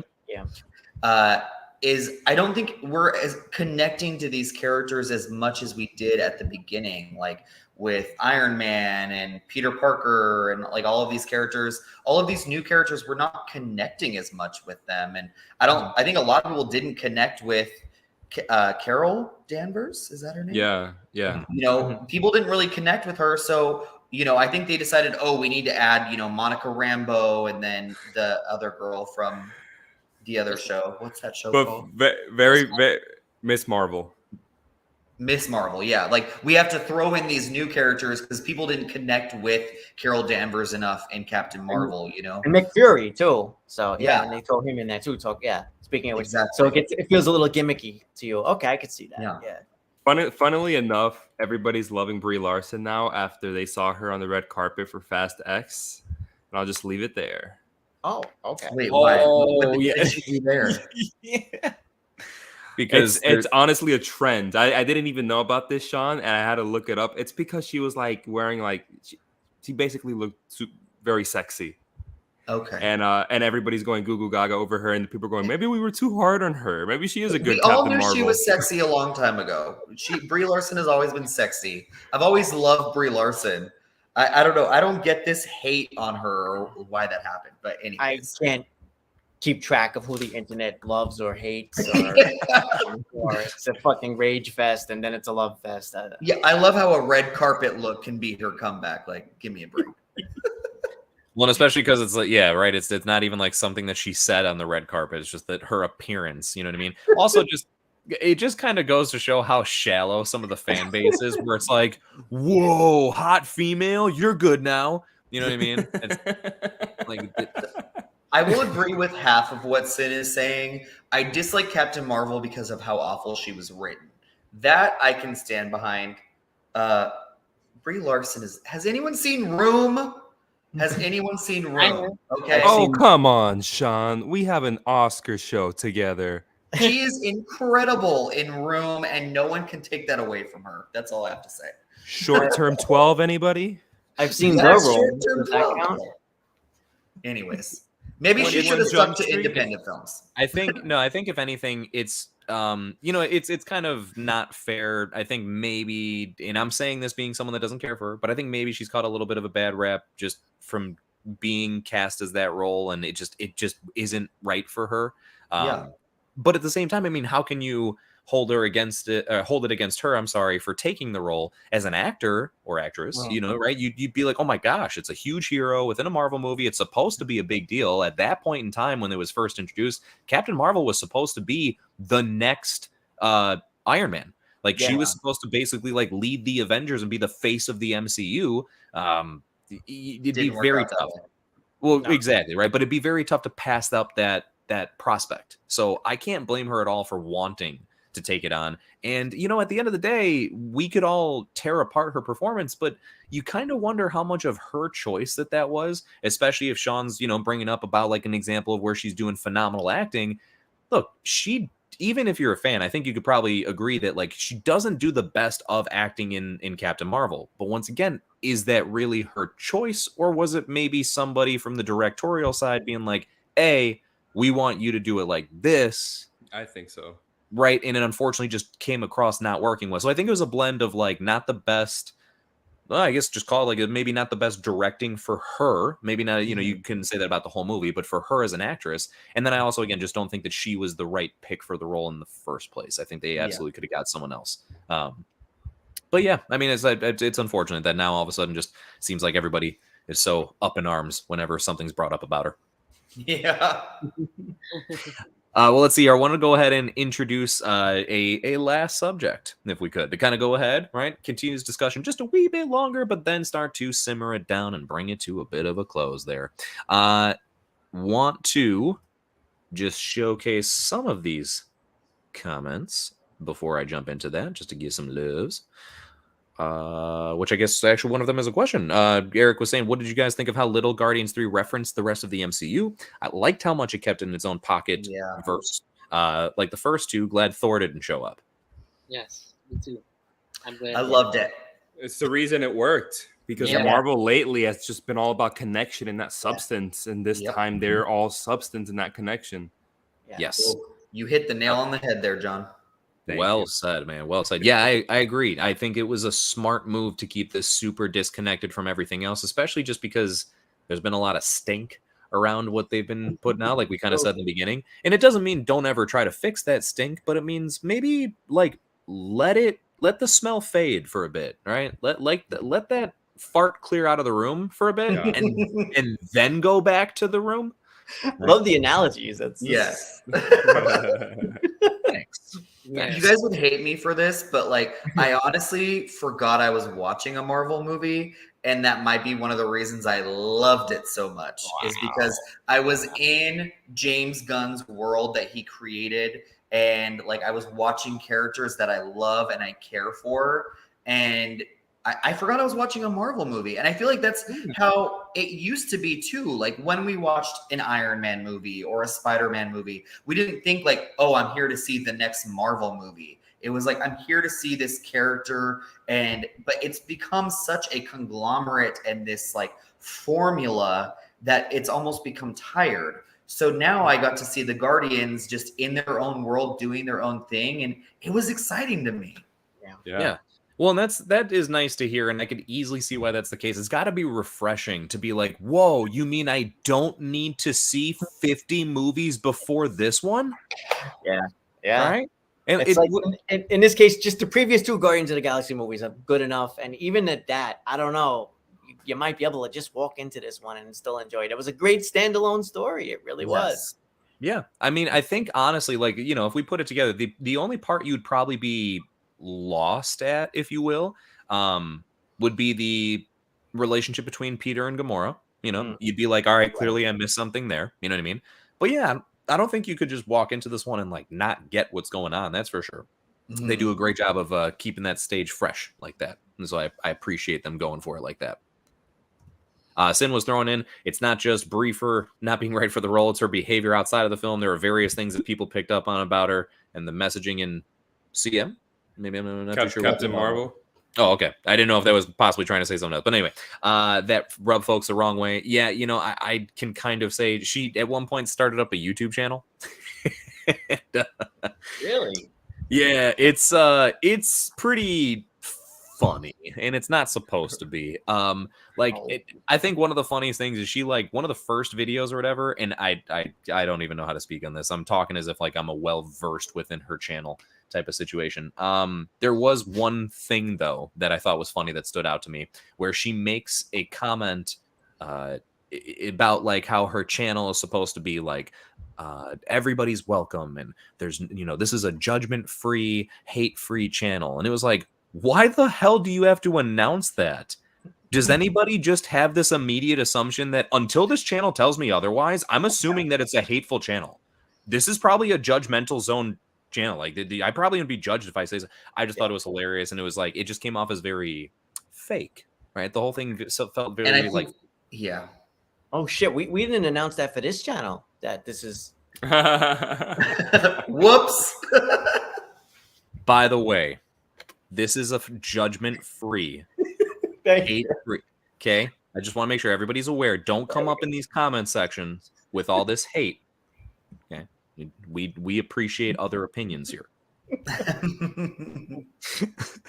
All right, let's see. Appreciate as far as those comments. Just want to toss those out there. Apologies if there was one within there that I didn't happen to get to, but I am going to take this opportunity to throw out again our last subject before we bring this to a close. And I figured a nice way to end this off is, though they alluded to this very heavily, right, showing that there was a new Guardians team at the end, they straight up mentioned Star-Lord will return. I mean, heck, whether it's with the Guardians or without, do we want to see a direct sequel to this, right? Like an actual next full movie that it maybe again is kind of disconnected from the rest of the MCU, where it's Guardians of the Galaxy Volume 4, knowing that it's a completely different team.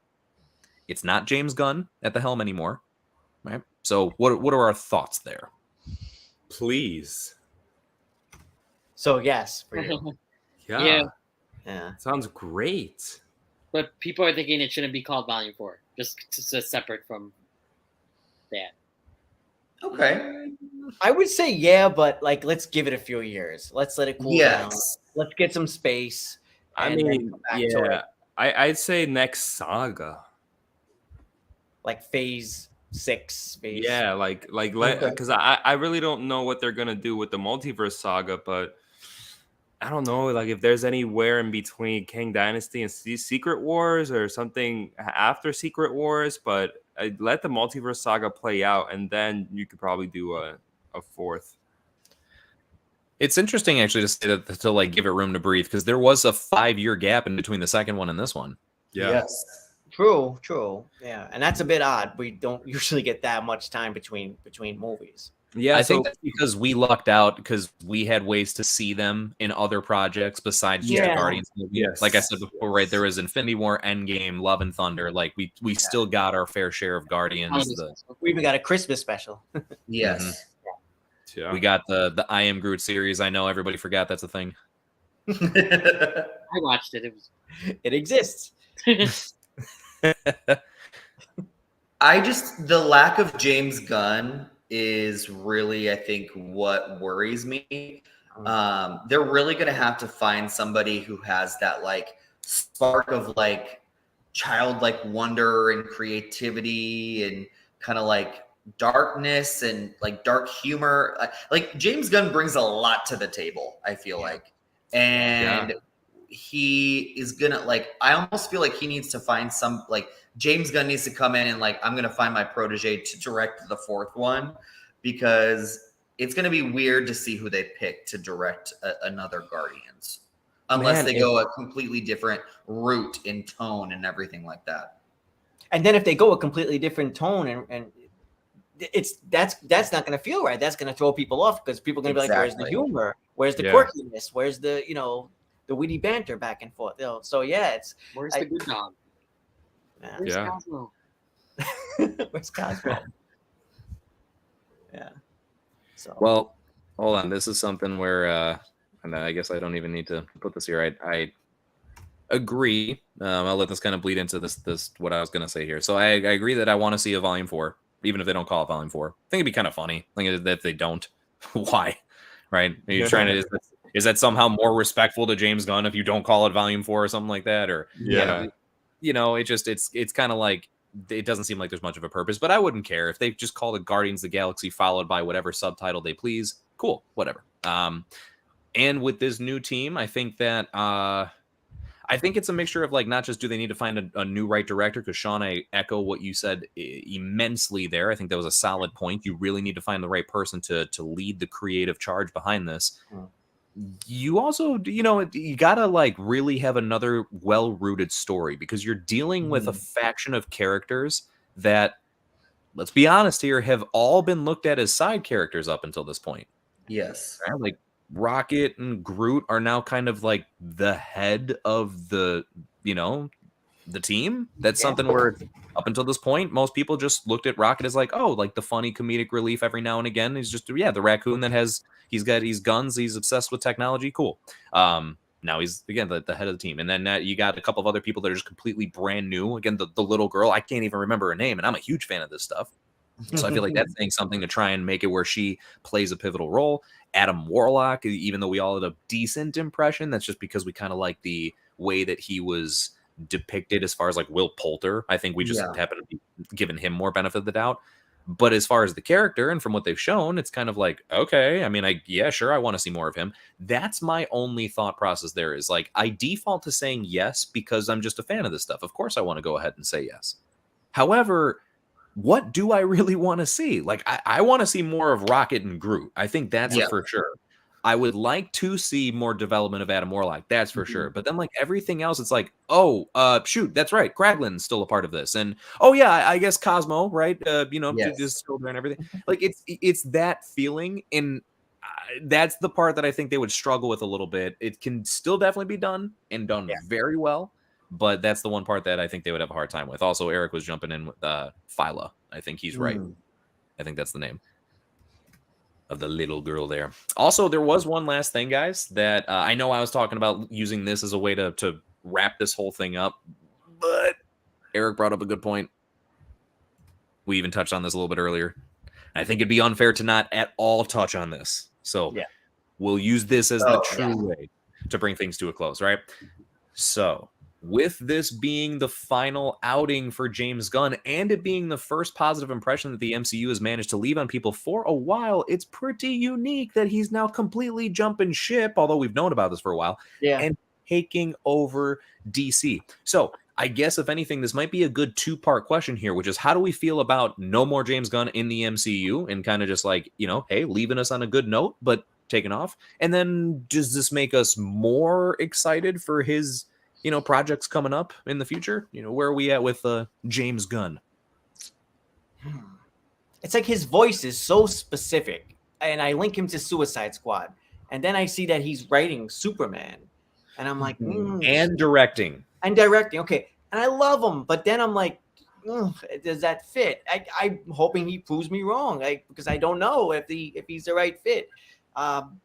So I don't know. What do you guys think? I'll just throw it back to you. I mean, for me, James Gunn hasn't necessarily disappointed me at all. He comes in, he writes these scripts, and he directs these movies, and every time I go in and I come out and I go, yeah, that was good, if not great. So why would I not feel that way about his, involvement with Superman Legacy? And that's where I really have to stay, is that he's proven me wrong before, that he's a great creator.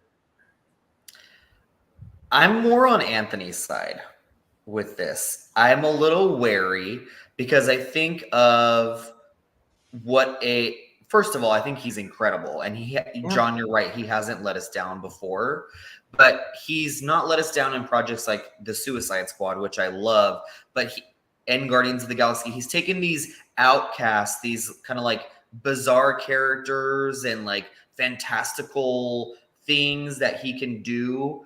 And he, like, I don't know, Superman just feels so like held back and restrained and kind of straight-laced for James Gunn, if that makes sense. It does. Yeah. No, 100%. Dan, what about you?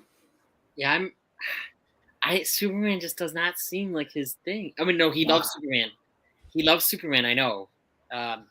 But it just doesn't seem right for him. And this is contradictory, but I don't want everything in the DC to be hilarious, even though I've literally said I've said I want it to be more like the MCU. But I don't know. And I'm not, for some reason, I have no idea why, I'm not huge on James Gunn for some reason. Literally no idea why, because I love Guardians of the Galaxy 1 and 3. I didn't love the Suicide Squad as much as everyone. But I don't know. Taika Waititi 2 is another one that kind of reminds me. It's James Gunn and Taika Waititi kind of. Okay. I'm not a huge fan of it, but they're good, but but they're very stylistic. It's their style. You could tell when it's them, and that in itself is what's making us all collectively kind of have at least some form of that feeling of, is this the right thing? Now, I think there's also been what was the one in, forgive me because I actually haven't seen this. I still want to really. Didn't he do Brightburn? No. Yeah, I think so. I think he wrote it or something. He did something with it. He was something on it. Yeah. Producer? Yeah. He might have wrote it. I'm gonna look at it. I know he wrote Scooby-Doo. That's all I have to say. He produced it. He produced Brightburn. Okay. Oh, he produced it. Okay. And it's written by his brothers. Yeah. Oh, interesting. Well, then never mind. I thought he had more involvement with it, which I was going to try and give him the benefit of the doubt. But yeah, I'm very much kind of in the same boat as Shawn, Anthony. You were saying everything that I'm trepidatious on how I feel as far as with him taking things over. I do like what he's put forth so far.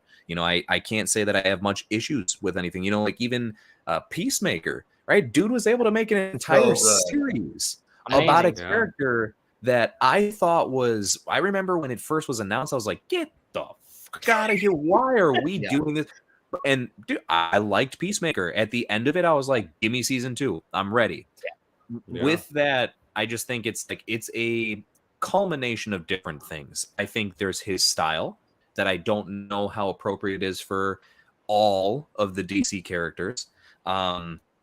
There's also just like the fact that he doesn't seem to be making a distinctive fine line between what is and what isn't being kept. And I know this has nothing to do with him as a filmmaker, but since he is that head position now, essentially the Kevin Feige of DC, I wish at least there'd be some more clarity there.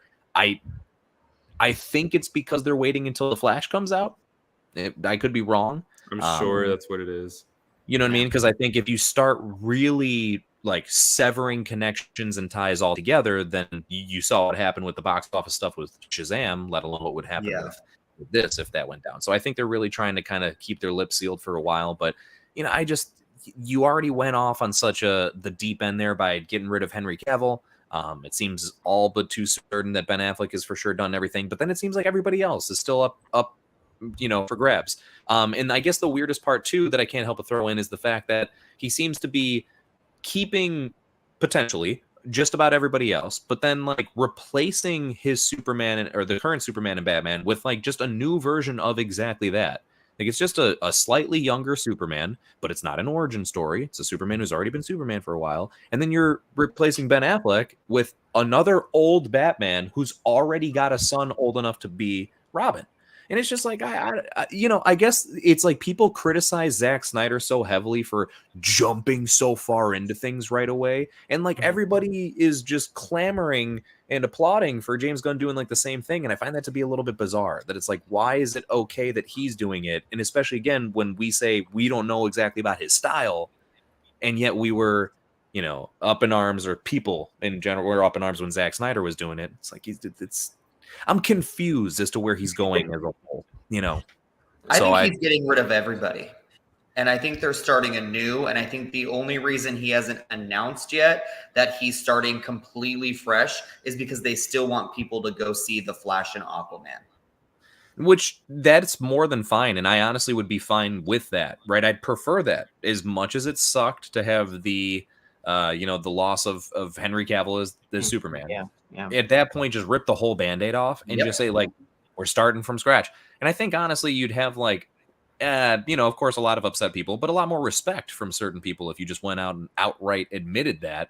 You know, because it just seems like the better move. I don't like the way things were alluded to the fact that, hey, you know, Shazam's always take place in his own pocket little bit of the universe. And, you know, Aquaman's technically happening after Flash. So those were like comments that were made to say like, oh, they could still be kept and, you know, we could decide what we want to do with them. It's like, that's weird. Don't even do that. Just at the same time, I know this is being so hypocritical because I agree completely with you, Jace.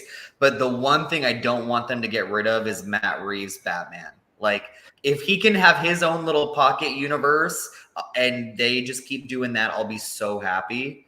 But everything else I'm okay with them getting rid of.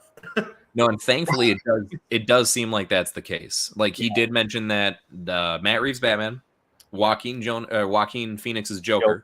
Yeah. And then I for some reason he threw Teen Titans Go in there. I don't know why. But he mentioned those all take place in what they call like Elseworld stories. Okay. So right, they are like their own safe little pocket universe that you kind of don't have to worry about it being tampered with anything else. So yeah, feel good in that. Matt Reeves' Batman is safe. There we go. God. Yeah, I know. But that's also the big discussion. People are like, well, what the hell? Then why can't we have Zack Snyder's Justice League be completed as an Elseworld story? I would also really like to see that because we all saw what Zack Snyder was capable of with his Justice League. And I think we can all say that we are really impressed and we really liked it. So keep that going too. Like if we're going to do that, but I don't know. I hear you. Well, gents, it seems like John died on us. Or at least I'm guessing his laptop did. But maybe that's just also fate kind of reminding us to go ahead and start to bring this to a close, right? Final comments, thoughts, concerns about this film in particular that we would want to throw out there? Yeah, I mean, I just want to say, like, I didn't really get to go into, like, my overall thoughts of the film, but I was so impressed by this movie. And I have a friend who we both saw it on the same day, and he, like, came up to me at work, and he was like, damn, that movie sucked. And I was like, what? I was, like, shocked. He's like, yeah, it was so boring. There was no action, like he's like, I wanted to leave after 15 minutes. And I was like, what? We're watching two completely different movies. Yeah, I thought there was more action than I expected. Right. So I think for him, he just wanted like an action extravaganza, but I'm so happy it wasn't that because when James Gunn did the action, like in that hallway sequence that was like all done in like one shot, it was so chef's kiss. It was beautifully done. And I love this movie. I connected with it emotionally. I thought the character development was fantastic. So I don't know. I love this movie. It's one of my favorite films of the year, and I don't usually say that about Marvel movies. Sean, did you like Gamora's? Did you? Like I love Gamora's, like her and Peter Quill's, like their storyline and how she hated him at first, and there's the whole amnesiac thing. She doesn't remember. Like it was weird at first, but as the movie went through, like it really worked. And I liked that they didn't get together at the end, but they did find like a little spark and a little connection at the end. I thought that was I loved it. so Yeah, well I done. thought she said, I bet we were fun. I love that line. Yes. Yeah, that was a great line. Yeah. And, I agree because I was conflicted because Gamora and Star-Lord are my favorite romantic relationship in the MCU. So I was like, I wanted them to get back together, but I didn't want them to get back together right away in this movie. And I'm fine. I like how they did it. You know, Yeah. Yeah. And also, Florence and the Machine is one of my favorite bands of all time. I've seen her live, and like for her to be like the last song, I know, like I just read an article about how that scene like ruined the movie and like ruined like the Guardians and why Marvel sucks still. I thought it was a beautiful scene. I thought it worked so well. Me too. Look what John said. Yeah, I'm sorry. We got word from John. You folks, laptop died on me, but don't worry. I am here with Lila, Teefs, and Floor. He died. Holy shit, John, you died. Don't go toward the light. Come back. No, we need you, John. Wait a second. So is this confirmation that they got YouTube in heaven? I hope so. Then is it really heaven? Oh. No, Shawn, I am super ecstatic that you love this movie as much as you do, because like flaws and all that I could point out, I still have so much of a good time with it, and I think it's a very much a success for the MCU. Yes. But I know that sometimes even the more successful ones, again, it's just to each their own. I've never thought it was a bad thing. I just know that it's not always your particular cup of tea. With that, I am just like very pleased and happy that there could be something that manages to come together and have our worlds meet with this of like, oh my gosh, there's a superhero film you like so much. 100%. Yeah, that's kind of cool. Yeah, I'm And in. yeah. Sean, we talked about this. Where would you rank the Guardians movies?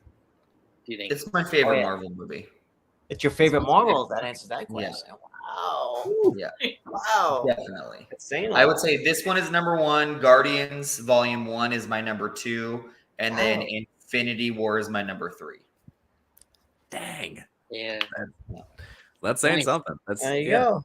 high praise. We got, as far as some people that just happen to pop in at the end here, it looks like we've got, I'm sorry I didn't see the first comment of where it is, but Patrick's here. Oh, hey. Beto What's Shines, up, what's going on, Patrick? Hey, And then Patrick also is shitting on James Gunn, but he loves Scooby-Doo and Slither, so we'll Okay. And then also Friday's Hey. Graveyard. Graday's Yeah, that's- Graveyard. Yeah. Awesome. Thank you for joining What's up, us. John? But with that, even though we've got more people in the chat, thank you so much for being here, everybody in the chat. As always, right? The comments help keep this alive in the midst of in between our conversation, everything. So we appreciate you. If you happen to be catching this on a rewatch, then thank you very, very much. I'll give some acknowledgement real quick to it looks like the last thing that our fallen member has thrown in. I wasn't able to touch on Gamora's arc, but I didn't mind it. I like that they just didn't do a will they, won't they thing. It was very mature, like Jace mentioned earlier. Yeah. Thank you, bud. Yeah, no, I think that's the perfect summarization I would try to use for that moment. It's just very mature storytelling, because it's the easy way out to just have them get back together. They're lovey-dovey again, and it's like nothing ever changed. And sometimes to return to status quo does make sense. In this case, it was a better evolutionary step forward to not have them go off and do their own thing. the most important question we didn't answer: is Cosmo a good dog? He is a good dog. She is a good dog. Yeah. Of course she is. I guess I'm not going to try and draw it out, but people feel free to just chime away with this in the comments moving forward. But I thought that Cosmo kind of came off feeling just like a Mantis 2.0. Oh. I like Cosmo, but I just like the way that they talked and acted and stuff like that. It was just like, it's like if Mantis was transferred into a dog's body. I wish there was a different voice for Cosmo. I was a little off put by it too, Jace. You know, it's Maria Bakalova. Huh? It's Maria Bakalova. Oh, and I love Maria Bakalova. Really? It is? Yeah. Oh my God. Okay, well, I love Maria, but she wasn't the right choice. Sorry. Yeah. Well, in the I comics, didn't know that. Really? In the comics, Cosmo's a boy. Not that matters, but but yeah, no, I agree. The voice was a little off-putting at times, but Cosmo's a dog, so I just forgive everything. We love the dog because it's a dog, but I do, and I Well, the more dog Jace, lovers. like the Mantis thing. You're so right. Like we don't need two characters like that. Right? That's an Because interesting I'm point. telling you right now, if like Don't we? if I were to tell you, hey, for this next Guardians movie, Mantis is going to be in a dog's body, and then just like showed you Cosmo, you'd be like, oh, I believe that. Like, right? That's a good way of putting it. Okay. I do believe that Mantis would be like no, I'm a good dog. Tell me I'm a good dog. Like that just seems like they're very like simplistically minded, Even Guardians, It's still charming and like likable. ugly. Yeah. It's not that we don't like. I love Mantis as a character, but it's funny that you bring that up because oh geez. Now we all got to watch it again and try and put that together. Right? Well, everybody, tell us down below, of course, what you thought of this movie as far as in the comments. Again, another huge thank you to everybody in the chat. My broskies in cinema arms here. I always appreciate having the chance to go ahead and discuss everything with you. And I guess that's about that. Since there is no other great way I could think to bring this to a close, I'm not going to try to. We're just going to go ahead and make this super awkward. So goodbye, everybody. You all have a fantastic rest of whatever it is that you're experiencing right now. The day a week. Bye. Bye-bye. Bye.